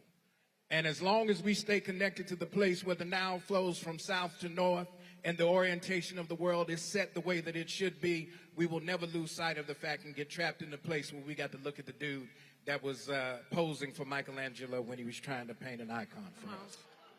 My next question is going to go to Mel and Ife, but before I do that, leave Tamika. I want you to speak to this, Tamika, before you leave, and that is, if we're talking about a black agenda, we keep speaking about that in terms of political. Yet what I keep saying is we have to recognize, how do we support the boots on the ground who literally are in the community, who are mobilizing, organizing people. People talking about Georgia right now, and I've said publicly, don't send your money to the Warnock campaign because the white media strategy is going to put it on television. Send that money to Black Voters Matter, Georgia Stand Up, New Georgia Voter Project, because they're actually in the communities. And now we're not hoping they spend money. We know those groups are going to spend money. So just speak to how, if we're going to talk about moving forward, we have to fully support financially and with our feet the groups that are actually doing the work. Absolutely, and help to spread the message, the truth about the work that we do. We don't have enough time to dissect the issue around Black Lives Matter and the funding and the donations and where it went and who bought the house and all of the things that we've heard. I have actually looked into it and have studied, and I know that a lot of it is misinformation, disinformation, and it's happening on purpose.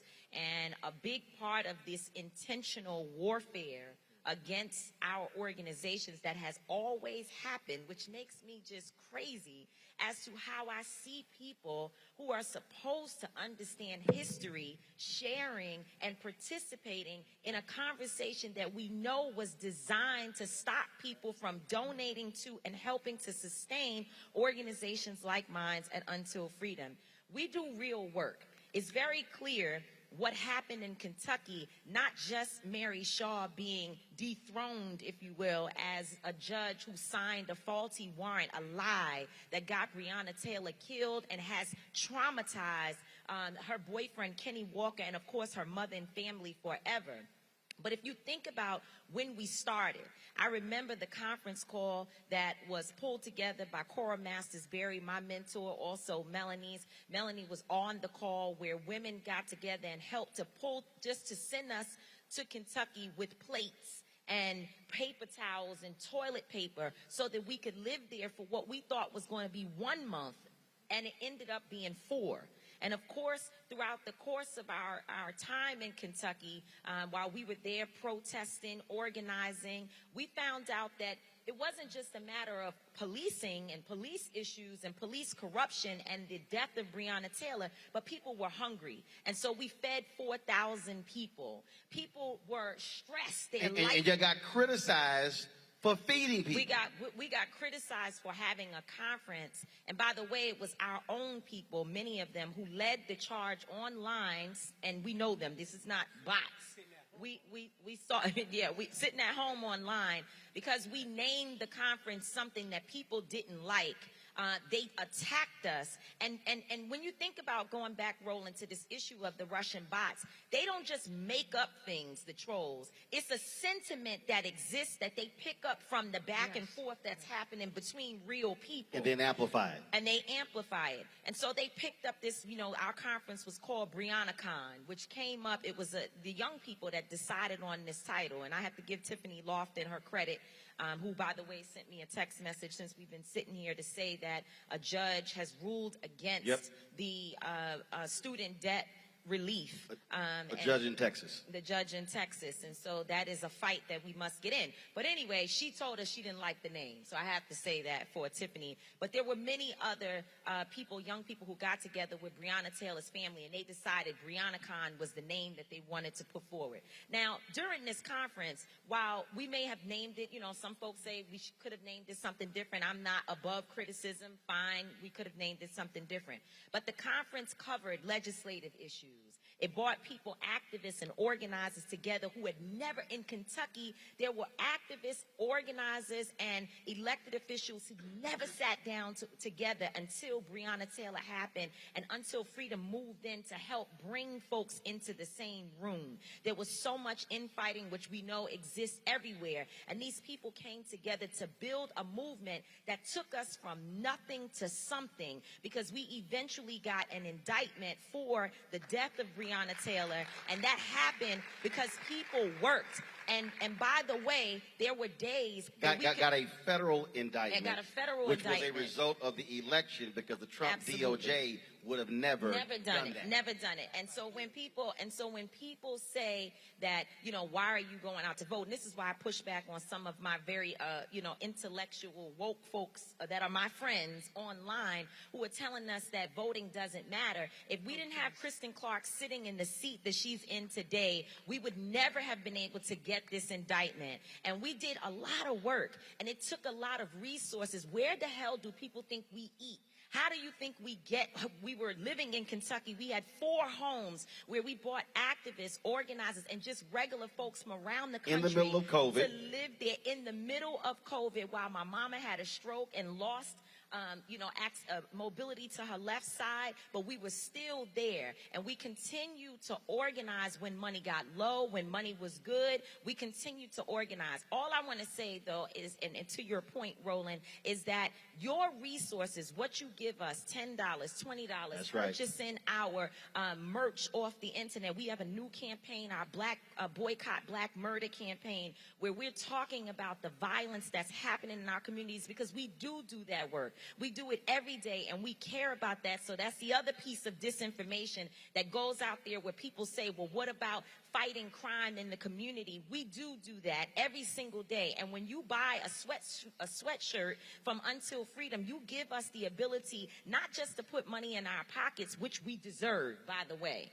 We deserve that. But you give us the opportunity to put food in the mouths of other individuals. And rather than us tearing folks down over names, over disagreements and things that are not ideological, y'all know, ideological, there you go, issues. It's not ideological. Oh, what did y'all say? Say it. Ideological, there you go. It's okay, that's all right too. But instead of it being real issues, the problems come down to us not liking one another. And as a result of that, and jealousy, how much money does so-and-so have? Why does Tamika wear certain types of clothes? Or, I'm a speaker and I get paid a hell of a lot of money to go around this country and provide my intellectual property from my lived experience for over 25 years of my life.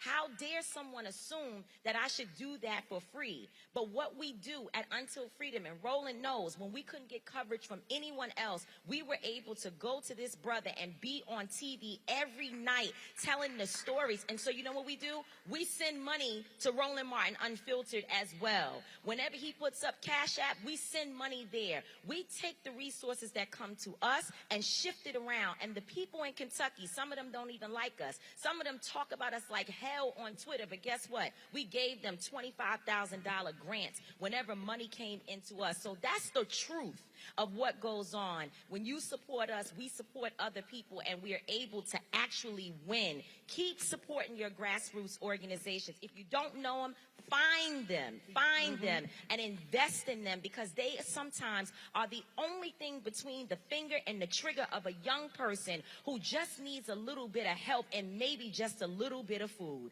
I love y'all. God bless you. Thank you so much for having me here this evening. Tamika Mallory, co-founder of Until Freedom. Go catch your flight. Mel and the issue of immigration is a potent issue. It's one folks keep talking about, and it's a volatile one even in our community. Take care. And Ife, people love talking about Shirley Chisholm, but she called herself a Barbadian American.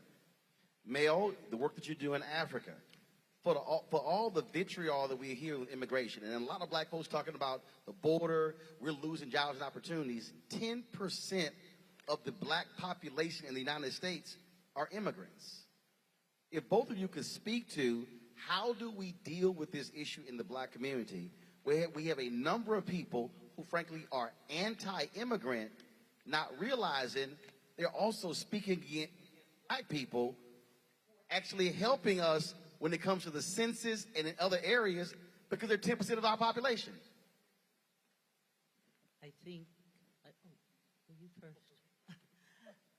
I think that we have a lot of teaching to do, and I agree with you. There's so many people who think immigration means them and not us. Right. We have not taught enough about who we are so that we know who we are. And so we cannot listen to this craziness that people are talking about that we're teaching in our schools. We need to become teachers too, and we need to have those Saturday classes and those Sunday classes and teach our people what they need to know. You know, we always say, for instance, and it may be a kind of a divisive thing, when we say that it is, there's an African proverb even that says it is the women who hold the sky up. We as women must understand that if there were no men, there would be no women. If there were no women, there would be no men. And all of us must take that attitude so that we treat each other like human beings. We got a lot of snakes in the grass out there. All of you heard about the snakes in the grass. And we used to not know them until they wiggled and bit us. We got to stop waiting on them to bite us before we're ready to move on people who are working against our community. I look at people up there in Congress now, and we don't know all of who won. But one thing is very clear.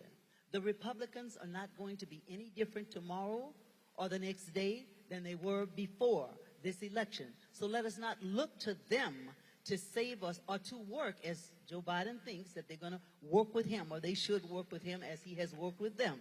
Let us not be fooled. Even some that we think were on our side are snakes in the grass. and we need to know who they are, and we need to treat them as such, and we have to stop dealing with them as we unite and do the things that we know we must do and not be afraid to do it. Immigration is one of our issues, but we've never been taught that. We as black leaders, if that's what we call ourselves, have a responsibility to teach not only our children, because our children can find the information easily. We need to teach some of us about immigration and some of the other issues that we think they have nothing to do with us. We have a lot that we can do if we're willing to do the work in order to get it done.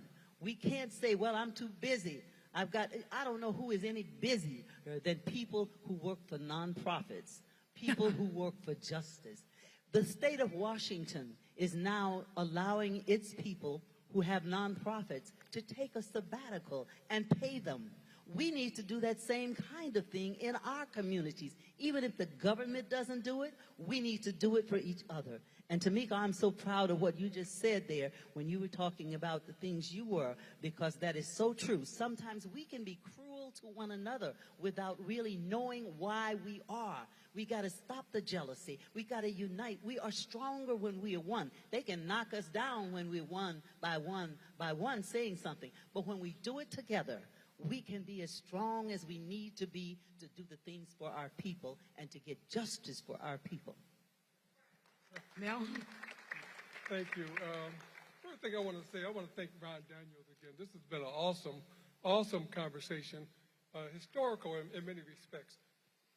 My comment is, my mother always told me growing up, she said, son, if you're mad about something, don't agonize. Hold that microphone a little close to your mouth. Don't agonize, organize, you know. And I always kept that close to the vest. One of the realities of the world is that black Americans, African Americans, are the wealthiest blacks in the entire world. We're dropping out of school, throwing away food.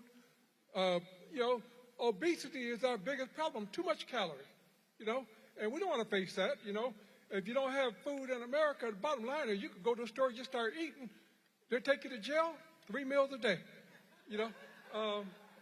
And so some of this is responsibility.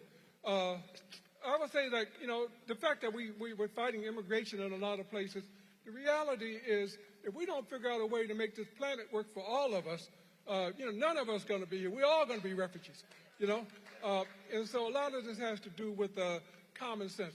Now, the reality also is that we got 2 billion black people in this country. Now, here in the United States, what is the game that white people play on us now is divide and conquer. They've always played it, And so the African immigrants who they bring over here, where do they send them to go to school?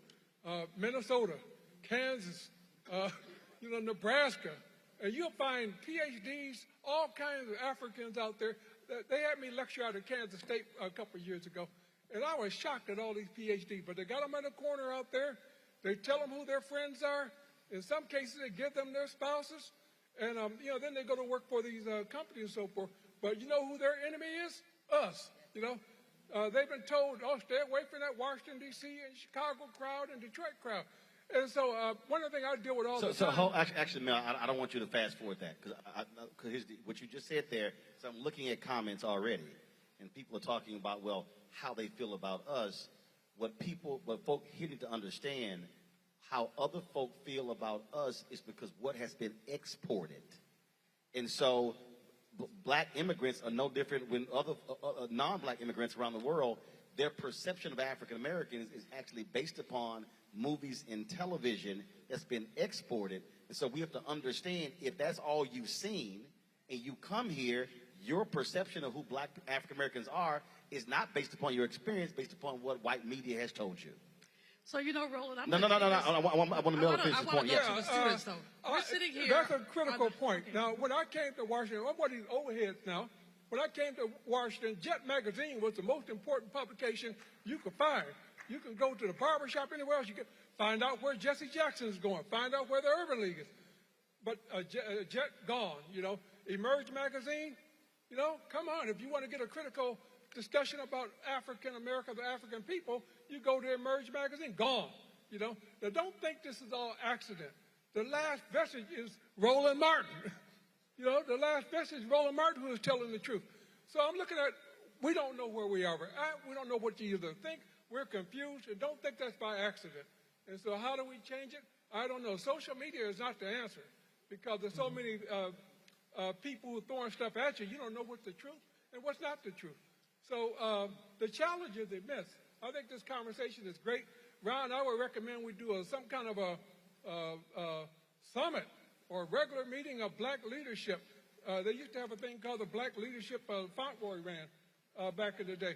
But the reality is we are been segmented, fragmented, put in little boxes, and it's very easy to deal with us. And that's why Trump said, let's make America great again. We can take care of these black folks.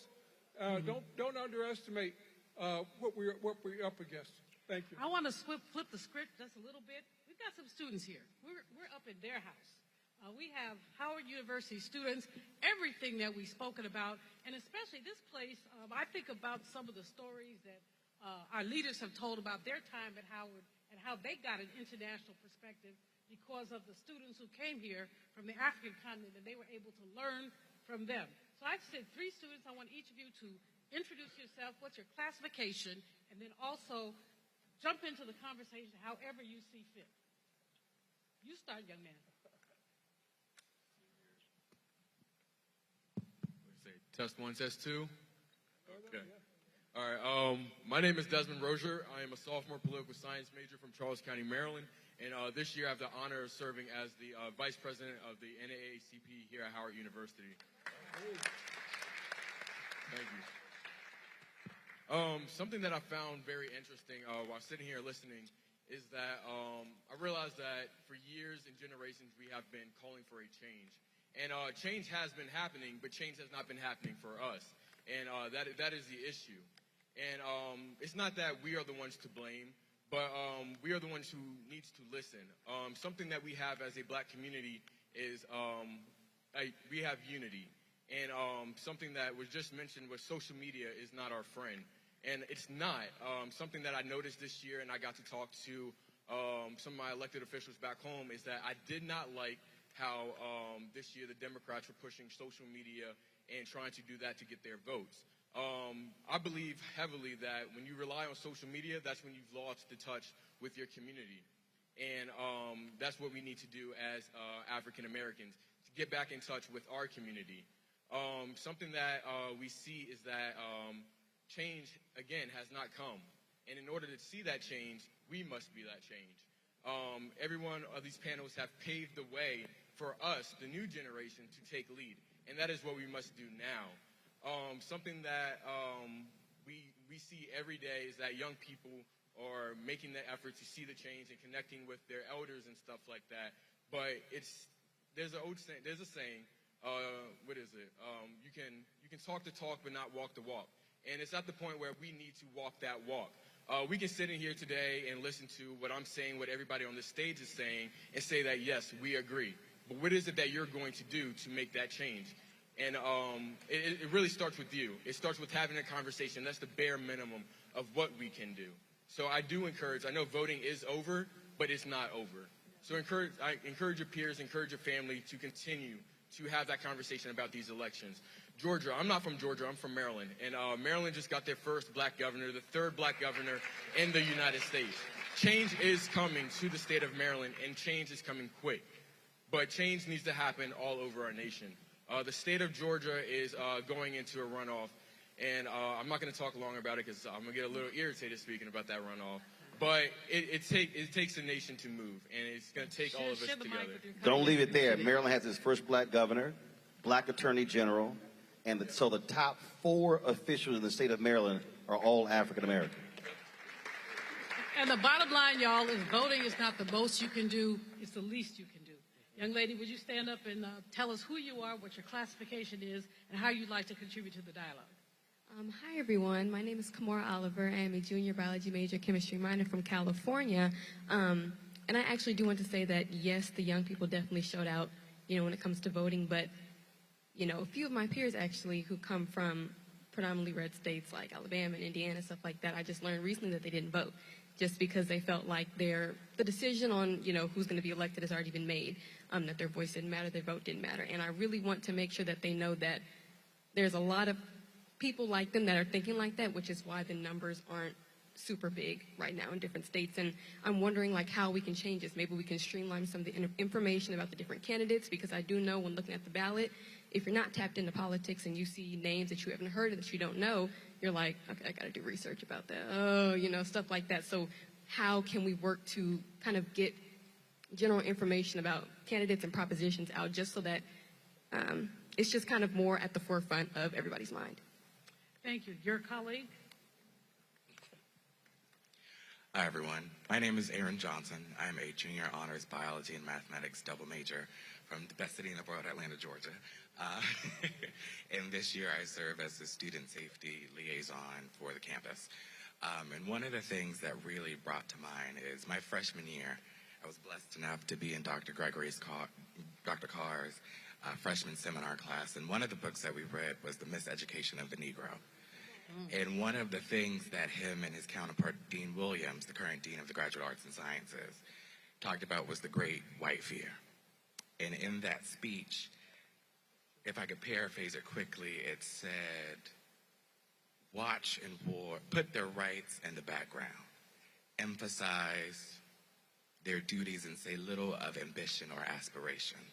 And above all, watch and ward against the first appearance of great consciousness or power. If they are young men that dream dreams, take the eyes of these millions and fasten them in the soil.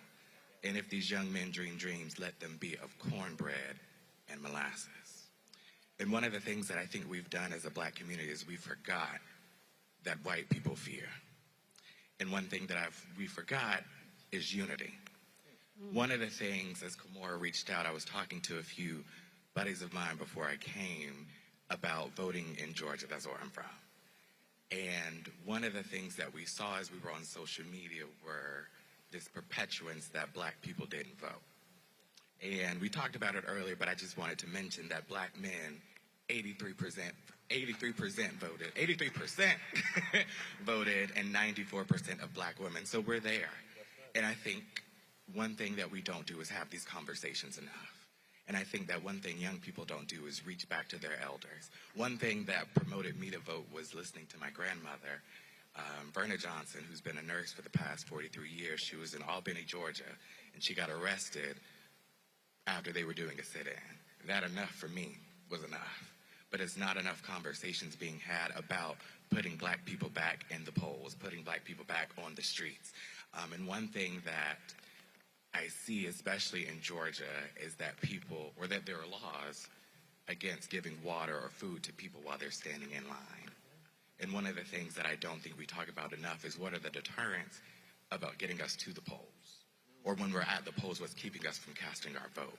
And so I think having conversations like these, I'm so grateful and thankful for it, is another way to keep it going. Give the students a round of applause. Greg, one of the probably the two favorite words I have is what's next. And when we look at, I posted something on social media today about election is over. We're still figuring out what's happening on the federal level, but operating in terms of laying out what is a black agenda. I had a couple of people who then said, "Oh, well, you're starting too late. That should happen before the election." And I said, "No."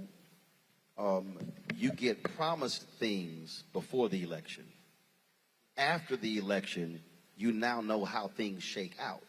So, for instance, if Republicans control the House, you have to make demands based upon who's in leadership. If Democrats are control the Senate, you're not going to have the same conversation that you had before. Same thing on the state level. Democrats now control the state House in Pennsylvania. A black woman in Pennsylvania is now the Speaker of the House in Pennsylvania. As a result of that, y'all can give it up. So now, if you're in Pennsylvania, how you determine whatever that black agenda is based upon Democrats controlling the House, Republicans controlling the Senate. Now you in Minnesota, Michigan, and Maryland, Democrats control both houses and the governor's mansions. So walk us through trying to get folks to understand that now you have to craft an agenda based upon who's in power, which means you may not get what you want based upon who's in power, but you still have to craft an agenda for the people to achieve because we're still constituents. Roland, and you know this, I mean, this is what we talk about all the time. And Mo, you said this, thinking the big picture, thinking about how systems operate. Okay, thank you. And parenthetically, I appreciate that, Aaron, because they took that freshman seminar class from us. This is a neoliberal university, and its leadership is neoliberal. And I want to talk about that in the context of politics in a minute. That was Du Bois being spoken right there. W.B. Du Bois said that in 1906 at Hampton University, the Hampton idea. If they dream dreams, make them dream dreams of cornbread and molasses. You quoted that without notes. That's what a HBCU should be, not the neoliberal university that this one and all HBCUs are, okay? I appreciate that, brother. That having been said, there's a crisis in academia that's parallel in politics. Because as you know, Hillary, they put Du Bois at the NAACP not once, but twice. Right? Second time, he was 70-some years old, so I ain't got a job and no retirement plan. The crisis politics we practice is not the politics you talking about, Roland. It wasn't the politics of Gary in 72. When a black political party, and Mo, when Dr. Daniels came to track me down when I was teaching my class at the law school, I said, oh no, you here, brother, so now you're going to teach the class. So he taught them about Gary 72. Electoral politics is only one dimension of party politics, as Mo knows and will explain in a minute, continue to explain. And everybody on the stage knows it, including all these folks who I can't wait to hear from because, I'm looking at James Early back there and Elsie Scott and Justin Hansford. I'm like, oh, yes, people who have some experience with this. None of the narratives we read in white commercial media reflect what happened on Tuesday. What happened on Tuesday is we bought some time. And if we can seize the momentum, there's an opportunity here. Tamika said it before she left, to reimagine our relationship with this state polity we call the United States of America, which is not a nation. The only thing national about the United States of America in terms of shared identity is whiteness. Everybody else is negotiating for a little bit of power to operate. And so when you said, and Melanie, you said it, these state house victories are crucial because that's the firewall that will protect the Democrats in 24. We've got now 24 months, not even, to do what? To not make demands, but to consolidate our strength so that we don't have to make demands, so that when we make the declarations of what we will and won't accept, they must be yielded to. Let me be very, very specific about that, because I'm sitting here taking notes as everybody's talking. Crisis politics responds as if this is a TV show. We got to get together and do this. We got to get together. Just like crisis academics, people majoring in stuff because they think they will get a job and this or that. And Du Bois, that same text that we read together, Aaron, filling up this auditorium every week. Du Bois is saying, if you're going to get an education, it has to be grounded in what is your vision of being human in the world. And at a black school, that means that that vision must be grounded in your memory, your unbroken memory of Africana. If we understood that, we would not have an immigration problem. Because our challenge, very clearly, our challenge, Brother Foote, as you say, with the United States of America, foreign policy is bipartisan. Democrats and Republicans are anti-African. AFRICOM, raping Africa of its resources and collusion, and doing it with an international black bourgeoisie, some of which will be trained at this university to make common cause with their friends in Nigeria, in Ghana, and say they're doing it for black people. This is not. This is crisis academics. Crisis politics creates a similar bourgeoisie to say they representing black people when what they're really doing is lining their pockets, whether it's a kleptocracy in Africa or the Caribbean or the Congressional Black Caucus. Let's talk about the challenge we have. But here's where what happened Tuesday can change all of that. The young brother in Miami that's taking Val Deming's seat, the Afro-Cuban brother who stands for expanding the Supreme Court and all this kind of thing. The sister that you mentioned, Roland, in Western Pennsylvania on Tuesday night that AIPAC tried to take out by the millions of dollars. What's her name? Summer Lee. Summer Lee? Summer Lee. Yeah. See, what is appearing now is we don't make demands. We don't beg nobody for nothing. We organize. And what scared the hell, Ron Daniels knows this story better because he was there. What scared the hell out of the Democratic Party at Gary in 1972 was that these Negroes was going to create a black independent party. And Rev, I hope you talk about the rainbow in a minute. Because Jesse Jackson, and I know y'all had that internal conversation, the tactical errors Ron Daniels has walked us through in 84 and 88, when that whole apparatus was turned over to the Democratic Party instead of keeping it going, and then Ron Brown comes in place, and that's how you get slick-ass Bill Clinton. And the neoliberal wing of the Democratic Party ascendant, one of which is, unfortunately, the 44th president of the United States. A conversation for another day. Because we got caught up in identity politics, and I sat here right here at Charter Day when that man was a senator from Illinois and stood right here on the stage, and we were all like, yeah, Obama, Obama, Obama, Obama. Drones, pulling back, destabilize North Africa. You want to talk about what's going on in Mali now, what's going on in Nigeria now? You look at Obama and Hillary Clinton. But an independent black political movement, which is what we have the chance to do now, because we have just pulled the Democratic Party ass out the fire. Joe Biden says he's going to run again. Mortality might want a word with that. But what we bought is 24 months. 24 months to consolidate these conversations, to sustain them at the local level, the state level, and finally, if we can do that, we can play white nationalism against itself. Because, see, if they pull that election out in Arizona and Nevada in the Senate, and as the mail-in ballots come in to be counted, maybe Nevada they'll win. If Warnock loses to this brain-damaged man in Georgia, the Senate's still 50-50. But if he wins, Joe Manchin is irrelevant. Maybe Kristen Sinema, and then we make the press, and we tell these Democrats, this is the black agenda, like the one they did in Gary, like the one, and it's not that we're going to sit at home if we don't get everything we want, because we never get everything we want. But please trust and believe, because this is where I'll get off the board. And I'm a member of the National Coalition of Blacks in Reparations. I'm a member of the board. Cam, no. We'd make the reparations demand, but this tangible stuff, this is the logic of children. You haven't studied how to get what you want. And you make this point all the time, Roland. I know I said I was going to stop. Let me get this microphone to Mo.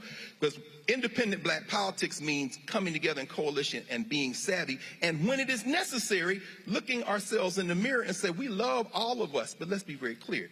Neoliberalism is at heavy work right now. And a lot of that call, of that danger, that call comes from inside the house. Are we courageous enough to have that conversation? I'm sorry, Mo. Okay, Dr. Greg Carr. Has he read it? Has he rolled it?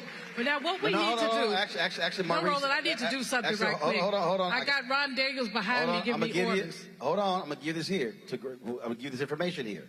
Not a few moments ago, but a couple hours ago, Brian Kemp signed a deal with Mitch McConnell to turn over his political army to help Herschel. McConnell's PAC is going to pay for it.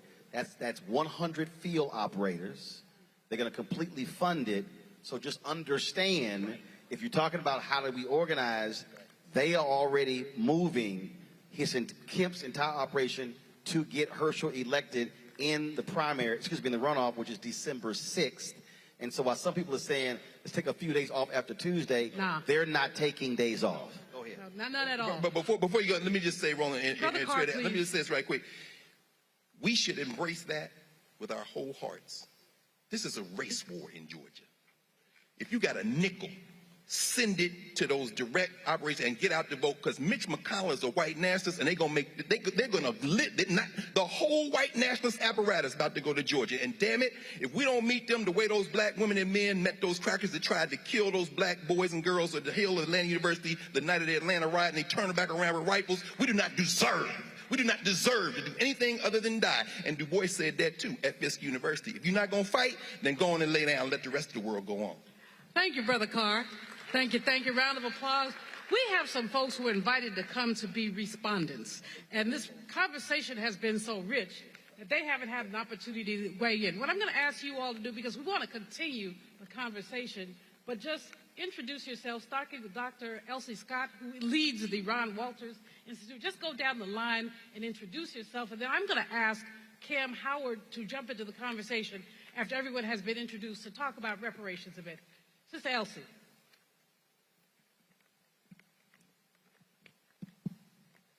Good evening. I am Dr. Elsie Scott, the director of the Ron Walters Leadership and Public Policy Center here at Howard University. Good evening. My name is James Early, and involved in a lot of different things. Cam Howard, Executive Director of Reparations United, former National Co-Chair of National Coalition of Blacks for Reparations in America, NCOBRA. Good evening, everyone. My name is Salim Adolfo, Chairperson of Advisory Neighborhood Commission 8C here in Ward 8.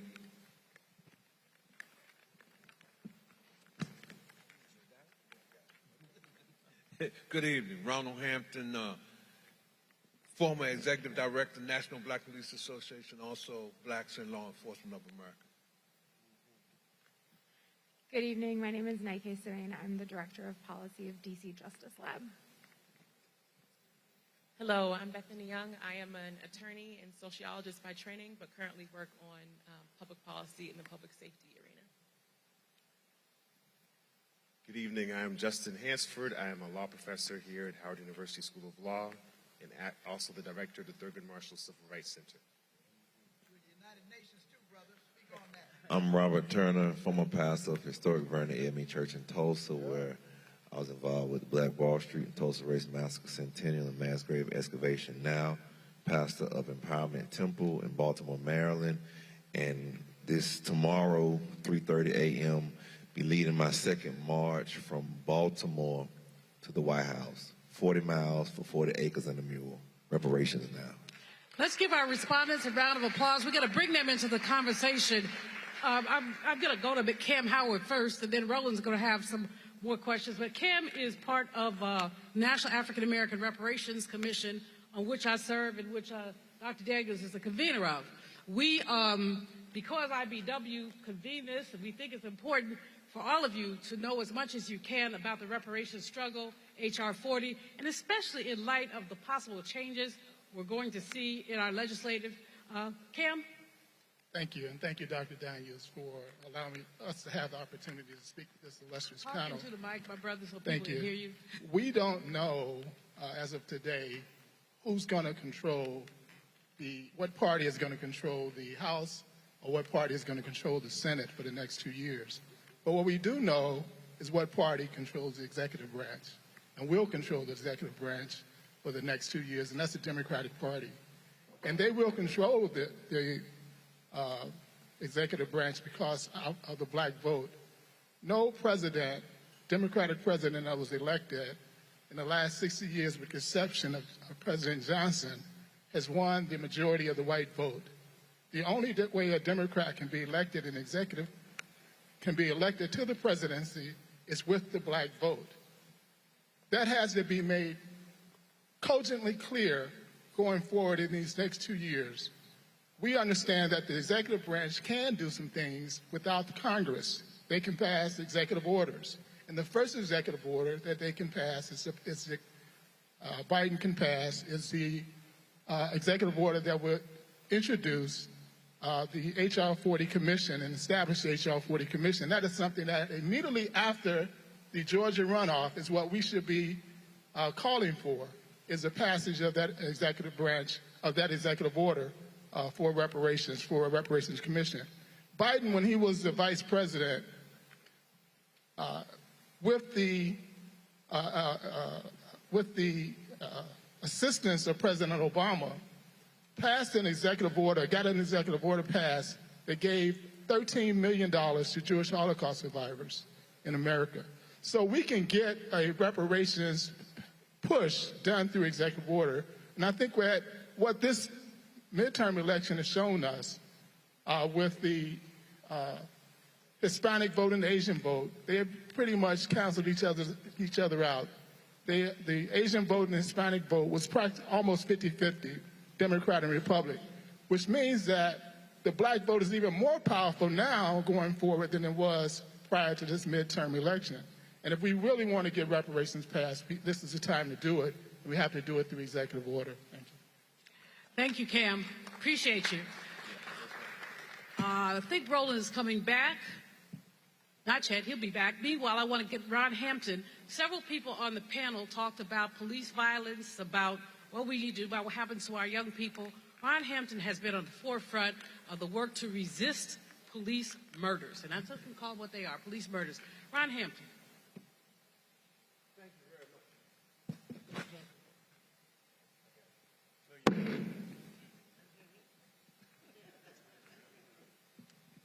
Thank you very much.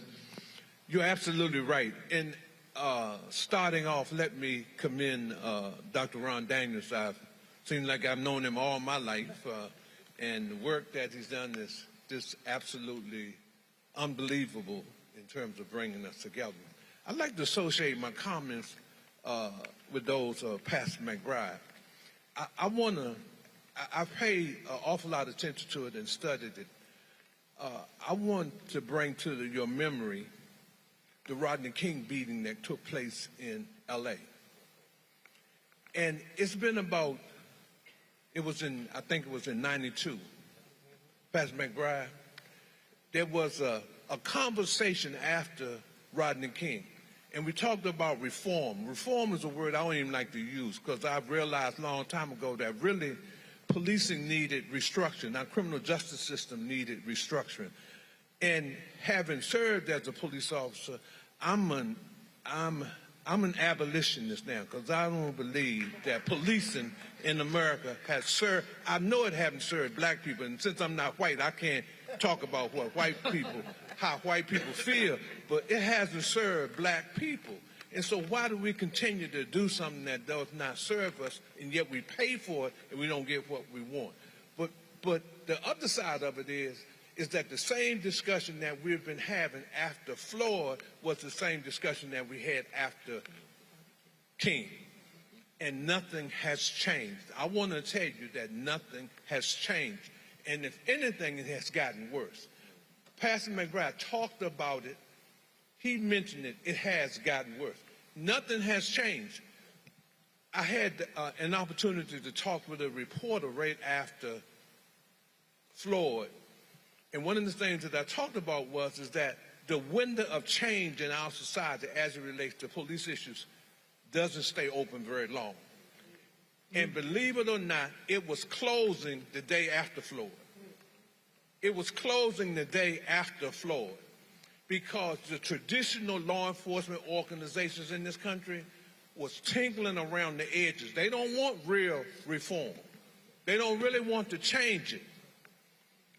And we know that white folk love police. Black folk don't love police, but white folk love police, and what was Pastor McGrath, what was even so disappointing was the idea that we needed to put more money into policing rather than to put more money into social services, mental health, and the kind of things. So we've been working on, with Dr. Daniels' assistance, we've been working on reducing the footprint. But as an abolitionist now, I think we have to replace it with something.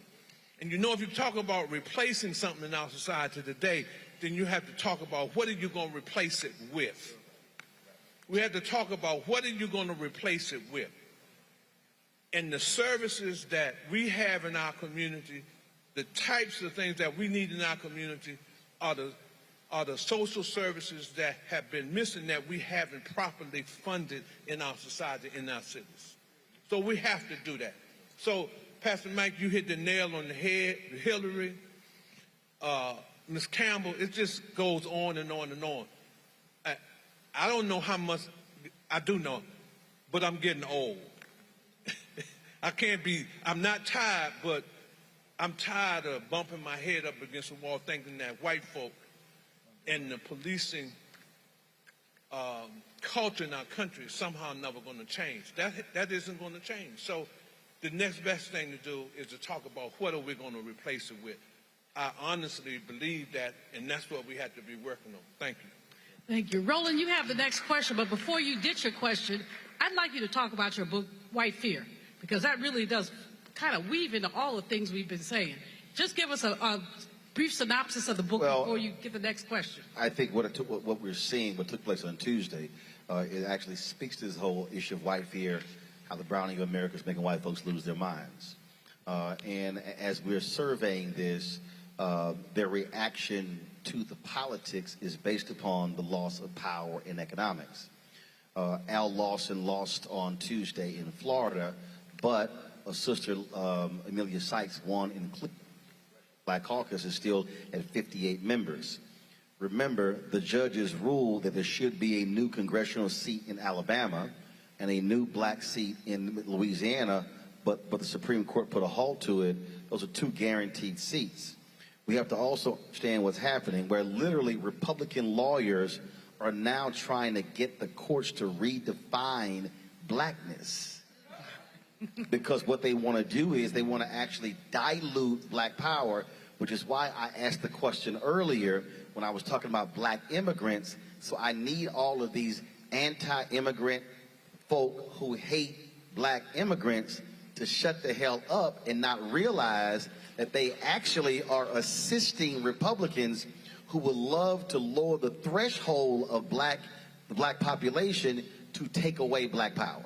So what we have to understand is white folks are fighting for their survival because they know what's coming, and their great fear is that we're going to do to them what they did to us, and the reality is we know that ain't the case. So what I also argue is while we're fighting that, we have to actually be fortifying ourselves. So first of all, we must be taking education far more seriously. We must be taking economics seriously. I've got people who are saying, well, why aren't you dealing with reparations every single day? I said the federal government spends $560 billion a year on contracts. We get 1.67%. I'm going after the money they're spending right now. The ad agency spends $322 billion. In Georgia, black companies got less than 1% of state contracts, yet folk were saying Brian Kemp was good for black business. And so we have to be targeting the existing billions of dollars being spent right now. Last point on that, the greatest wealth in black America is in pension funds. What drives Wall Street? Pension funds. Who controls pension funds? White men. So if you have an uprising of black public workers, they could literally change the economic face of America. So we're trying to get the venture capitalists to change up here. No, if the pension folks down here say, y'all need more black folks who are managing money, you need to have more folks on the state level, now all of a sudden you're now changing the economic paradigm. And so we have to understand how the money game is being played. And as I lay in the book, if we're not having a money conversation, we're not having an American conversation. They don't mind us talking about all these topics. They don't want us discussing money, or as Coretta Scott King said, they killed my Martin when he started talking about the money. Gotcha. So, and actually, that leads into that, and I want to deal with this because as a part of this economic agenda, Maurice, I want to come to you. Again, it's a money thing. Reverend Barber is constantly talking about the number of poor and low-wage workers in this country, and that's actually the largest group of folks who don't vote. So if we're talking about a black agenda with public policy combined with politics, what must we be demanding of political leaders to get them to, one, to actually say the word poor, but to have policies that reflect that? Because if you do that, if you appeal to those workers, you can forget wasting your time with white suburban women. You could clean up all across the country with poor and low-income workers because nobody is talking to them. So, absolutely. So there's a term called class de-alignment that's taking place, where every election cycle, cycle after cycle after cycle, working people are migrating away from the Democratic Party. And they're migrating away from the Democratic Party. Some percentage are just migrating out of politics in general, and some of them are migrating towards the right wing and the Republican Party. And when I say working people, the working class, a lot of times on TV when they say the working class, it's code for the white working class. I'm talking about the multiracial working class, which includes the black working class. So this includes all working class people. And why? Well, you know, Dr. Carr, you brought up neoliberalism and the neoliberal agenda. So when Bill Clinton came into office, he engaged in the strategy called triangulation. Let's take the economic policy from the Republicans and the social policy from the Democrats. We'll provide social rights to people. So black people will give you your social rights, but the economic rights, we'll divvy those up with Wall Street. That's been taking place for decades and decades. And as a result, working people, including the black working class, are voting for Democrats and are getting social right concessions, but aren't getting any meaningful economic rights concessions. And so we need to form an intervention to challenge that, which is one of the reasons why I run an independent political party that focuses like a laser on the multiracial working class, with the black working class being a core of that, and ensuring that when Democrats win, it's our job to hold them accountable, not just to the social rights concessions, but the economic rights concessions. Those are the things, if you want to talk about power, and politics outside of a serious assessment around power is just talk. So if you want to talk about power, you have to fundamentally understand what the economics rights agenda is of all of these folks. And if all we're doing is talking about identity and representation, you're going to get the Clarence Thomases, right? And some of them are Republicans and some of them are Democrats, but people who will sell us out for $5, right? So, exactly, right? So it's our job, I think, that's why we have to have a race, class, and gender analysis, and that's why we have to have an independent black political agenda outside of the proximal benefit to the Democratic Party, right? So the other thing I want to say is that we also need to talk about this word ideology. The Republicans got it, which is why they're able to play chess, okay? They'll have wins and losses, but they're engaged in a strategic game. We mainly, and the Democrats and in and around the Democrats, it's tactical. It's checkers, right? So we focus on the proximal win. Our job is to consider how our proximal wins aligns with our North Star, right? It's asymmetry. They are radicals. They are revolutionaries on the right wing. And their whole game is to determine how the very, very wealthy and corporations could consolidate power, consolidate economic power, and build on that. And they believe in this idea of liberty, but it's a radical idea of liberty where they think that democracy is getting in the way of their liberty, that we should have nothing to say about where corporate money goes, right? It is an infringement on it's a perverse sense of liberty. And they've messaged that they are the party of the working class. Right. And folk have actually failed for it. Oh, and this is where white supremacy comes in, right? Okay, my brother, you know what? Okay. You are fantastic. I could listen to all y'all all night, but we don't have all night. Actually, Don't worry about it. I'll have them on the show. We got it. Don't worry about it. I got it. No. We'll continue. No. I'm saying I'm going to have it on my show. I got this. Oh, okay, so good. Great. See, that's how you continue the conversation. Well, yeah, it is an extended conversation. Thank you. Thank you. I sometimes follow orders. About 30% of the time. Well, you're going to see it this evening. Ron Daniels has asked me and you to yield the mic so that he can close us up. And because he is the HNIC up in here, I'm going to somewhat comply.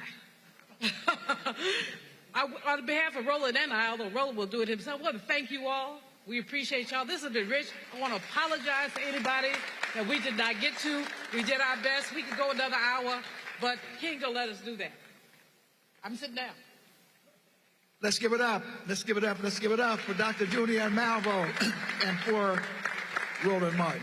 We're not quite finished. I just wanted to intervene in a certain way because there's some voices I really do want to hear before I close it out. And I do want to ask our tech team to put that last slide up because we're moving to the next conversation, at least in terms of the Institute of the Black World 21st Century.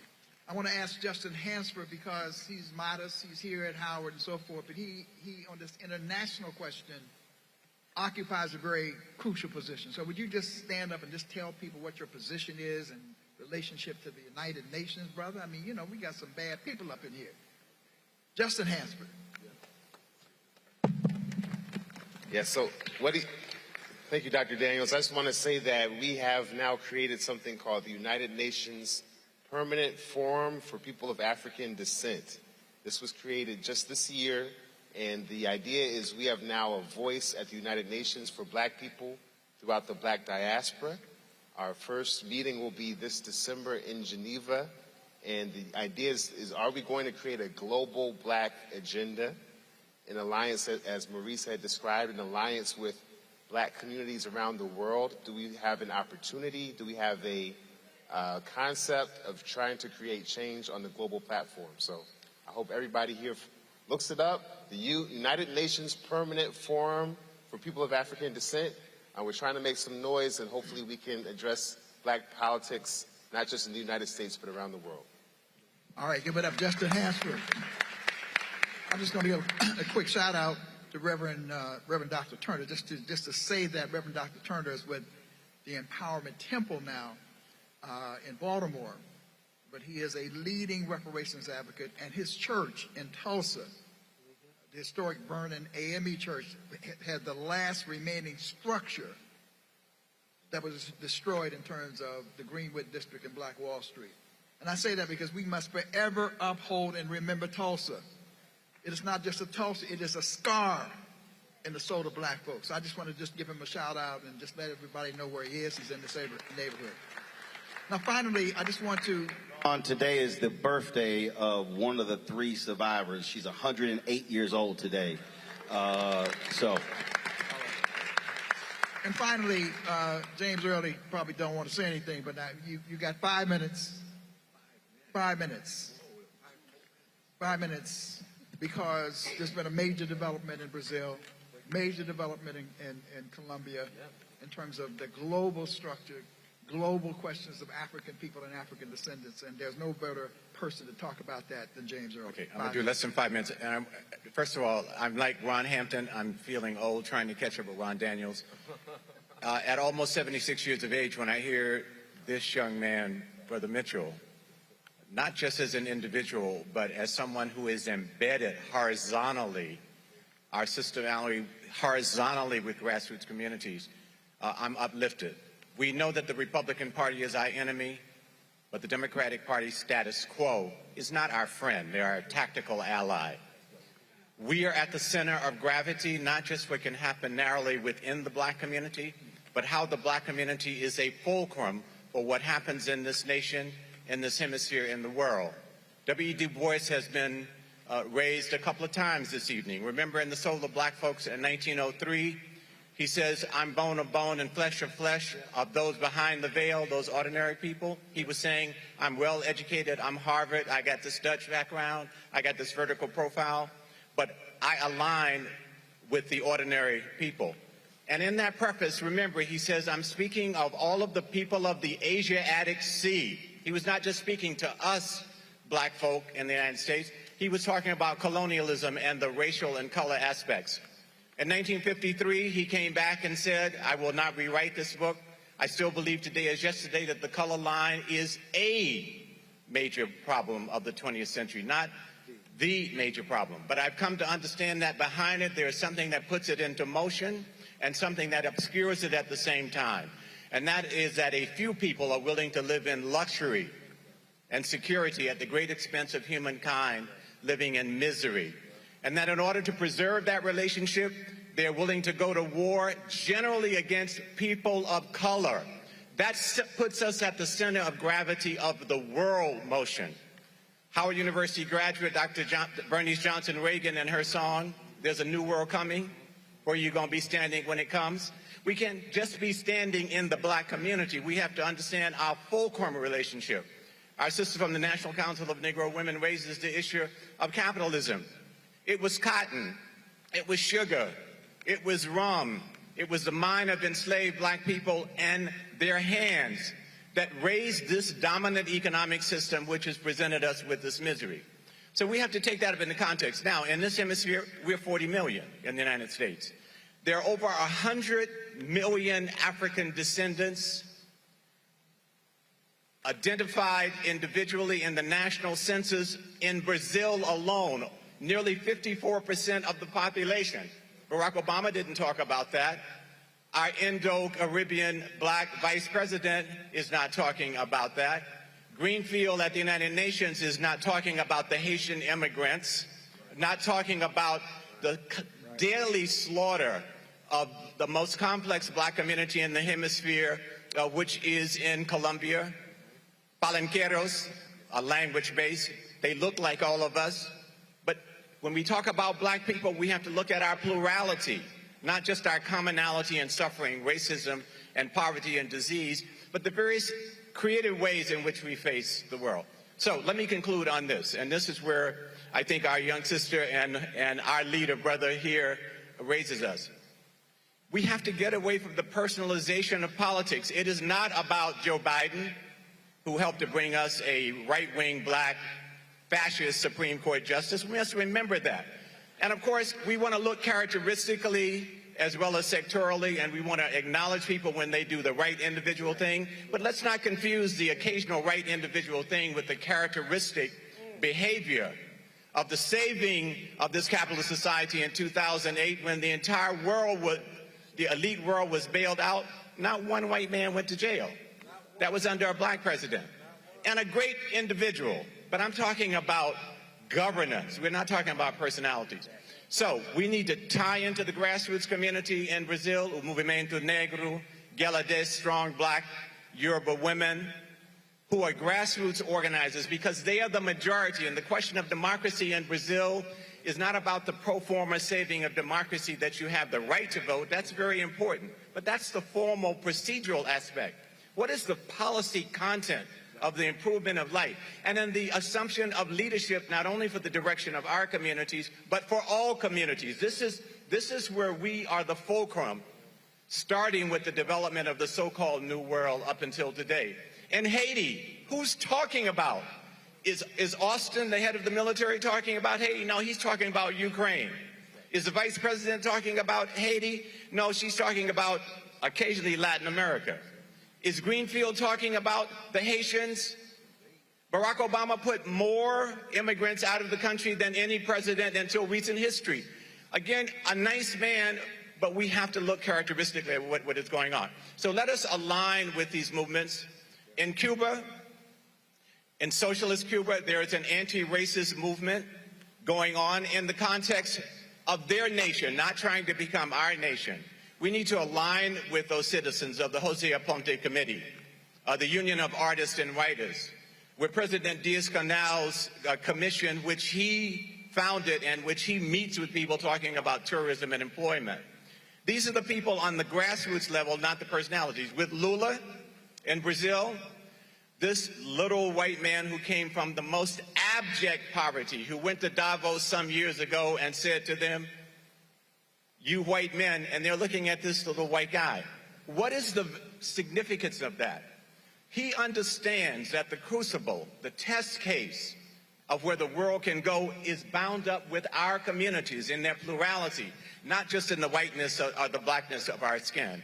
So we have to hold our enemies at bay, because they are dangerous and violent and being unleashed on us. But we have to hold the Democratic Party status quo elite accountable and not just vote for these personalities and organize with these young people. Let's provide them with our articulation, our amplification of their views, with our pocketbooks, as they have been called on, and get away from these personalities. And let us begin to have them identify in our communities stewards of governance that we elect, not these professional politicians who rotate in and out. So pay attention to Latin America. Pay attention to the largest oil reserve in the world, which is in Venezuela, with a significant Afro-descendant population, with a former president who said, "I am Indian and mestizo, I mean Indian and Spanish and mestizo, but my grandmother was black," who said to Danny Glover, "Why don't you set up Trans-Africa Forum chapters here?" Of course, he already had his own Afro-Venezuelan network. These are the connections, the grassroots connections we need to make. And I am so proud to be not only with some of these older warriors here, but I'm especially proud to be here with this young leadership that is bringing us back to grassroots community organizing. All right. All right. Well, we have had a great conversation, haven't we? Have we had a great conversation? Right. Well, I got about 5 minutes now. I mean, you know, I end up having 5 minutes to close out. But let me just quickly say that I want to acknowledge some members of the IBW board. Kevin Baker is in the audience. Amita Saunders is in the audience. Ron Hampton is actually on the IBW board. Let's give it up for them. And our board chair would have been here, but nonetheless, he's got some challenges. Dr. Tyrone Lovelace went to see after him. Another round of applause for the panel and for the moderators. This is what the Institute of the Black World 21st Century does. It's not. I didn't hear you. They haven't changed the slide because they ain't got the slide. So this is. I'm just being blunt about it. But anyway, this is what we do with the Institute of the Black World 21st Century. We specialize in collaboration and facilitation and bringing people together for these kind of conversations. I'm proud of the fact that we do it across the spectrum. I'm a Pan-African nationalist. I don't go around talking about it, but that's where I come from. But whenever we do something, it's all about bringing all of us together with different perspectives. So the next step is onward to the State of the Black World Conference, April 19th to the 23rd in Baltimore. That's what's supposed to be on the screen. The theme and all of that is supposed to be up there. Now I just got to do it from my ancient mind. It is the 50th anniversary this year of the Gary National Black Political Convention. We haven't talked really enough about that. We sort of talked a little bit about it, but that was one of the most significant gatherings in the history of these United States of America. Haven't I played a little role in that process? Won't talk much about it, but I did. It's the 50th anniversary of the first African Liberation Day. I was one of the founders of the African Liberation Day. And it's the 20th anniversary of the founding of the Institute of the Black World 21st Century as an organization primarily which focused on what we did tonight. It's not about Ron Daniels. It's not about any of us individually. It's about our collectivity and the whole notion that we are each other's best teachers. We have great assets. So we talk about cultivating a culture of collaboration. I use the word culture intentionally to heal and empower black families, communities, and nations. That's what we do. Foundation world couldn't quite figure that out. I'm saying, well, it ain't about projects all the time. It's about process. We have the ability to pull ourselves together and to do what we did tonight, and I'm glad that we were able to do that, and we will continue this conversation in April. Now, people are like talking about my age and how tireless and so forth. Well, yeah, I mean, when you get to be 80 years old, you're supposed to continue to run on. I'm 80 years old now. April 26th is my 80th birthday. And a part of what this year was supposed to be about was we did have a little celebration, was to sort of like not so much personalize it, but it was an opportunity to say there is a mission here. For me, the Institute of the Black World 21st Century is my legacy project. Not in the sense that it's personal, it's about the collectivity of all the work I've done over the years, and so many formations came to the conclusion that result-oriented gatherings, facilitation, building operational unity for real, that ain't necessarily charismatic, that ain't necessarily large personalities, but that process is important. And so we go to Baltimore, right down the road a piece, and we hope we can get the mayor to help host us. We hope that the new governor will help us as well. Our theme will be global. In fact, I have to explain it because our theme is going to be Global Africans Rising. And when I said that, I said, I better explain it because some people, well, he's talking about them Africans. Yeah, we are global Africans. We are an African people. Queen Mother Moore, my mentor, taught me that many, many years ago.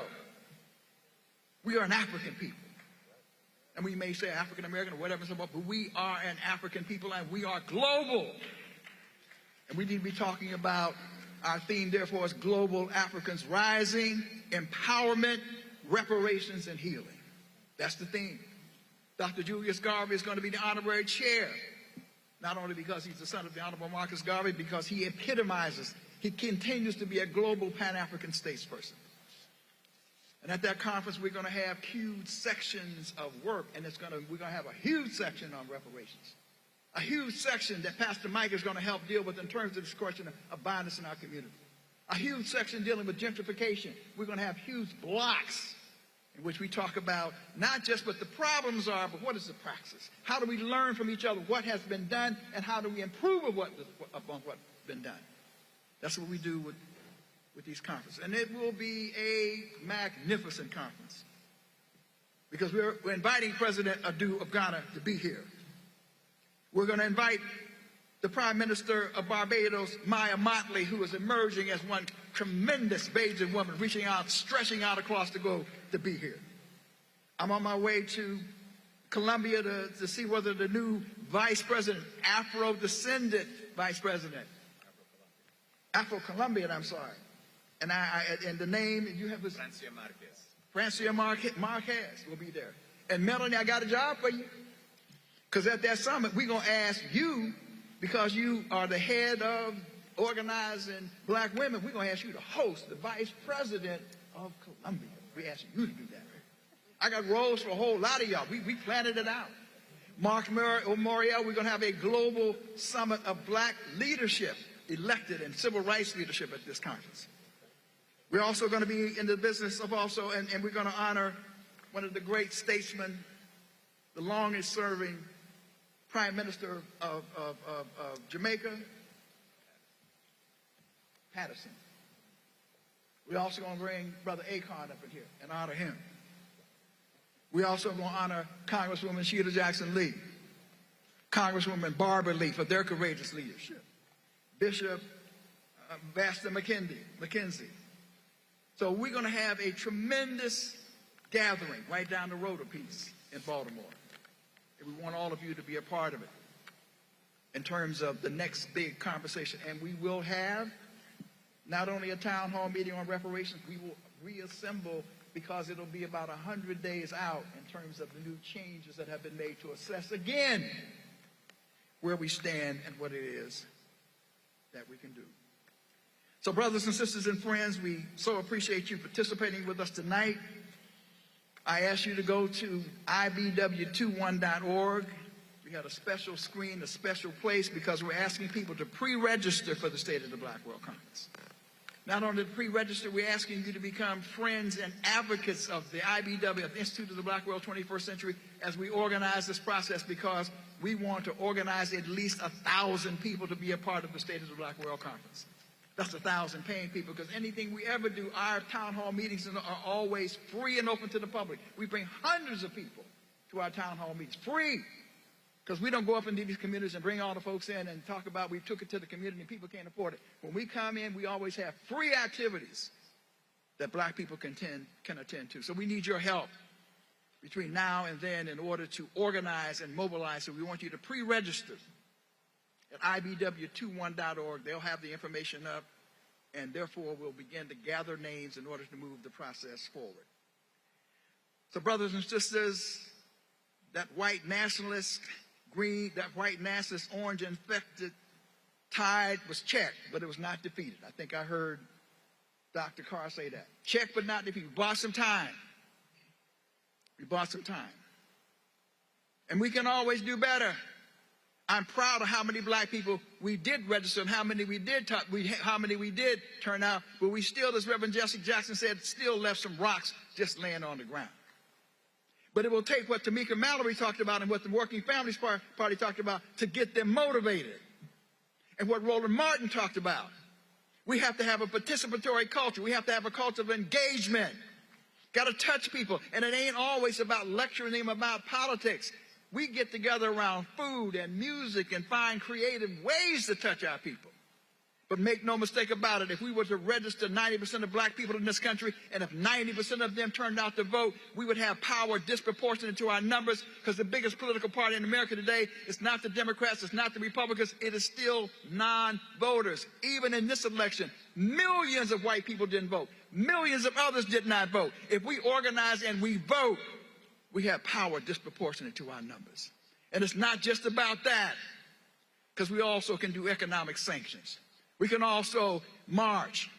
We can also become disruptive. We can become ungovernable if necessary. It's not just about voting. It's about all of these things taken into collectivity. And at the end of the day, the great, I guess it's not an irony, it's great justice that's being done, is that the rejected stones will become the cornerstones, not only of rescuing ourselves, but to rescue this democracy, and indeed to step out, as Dr. Maharana Karinga would say, on the stage of history as free, proud, productive, liberating people. That's who we are, going all the way back to the ancient nation of Kemet and the notion of Ma'at. We are righteous people. And righteous people, we march, we organize, and in so doing, we not only save ourselves, we save the world. So we say, good evening, Harambe, Harambe, Harambe, Luta Continua, good evening.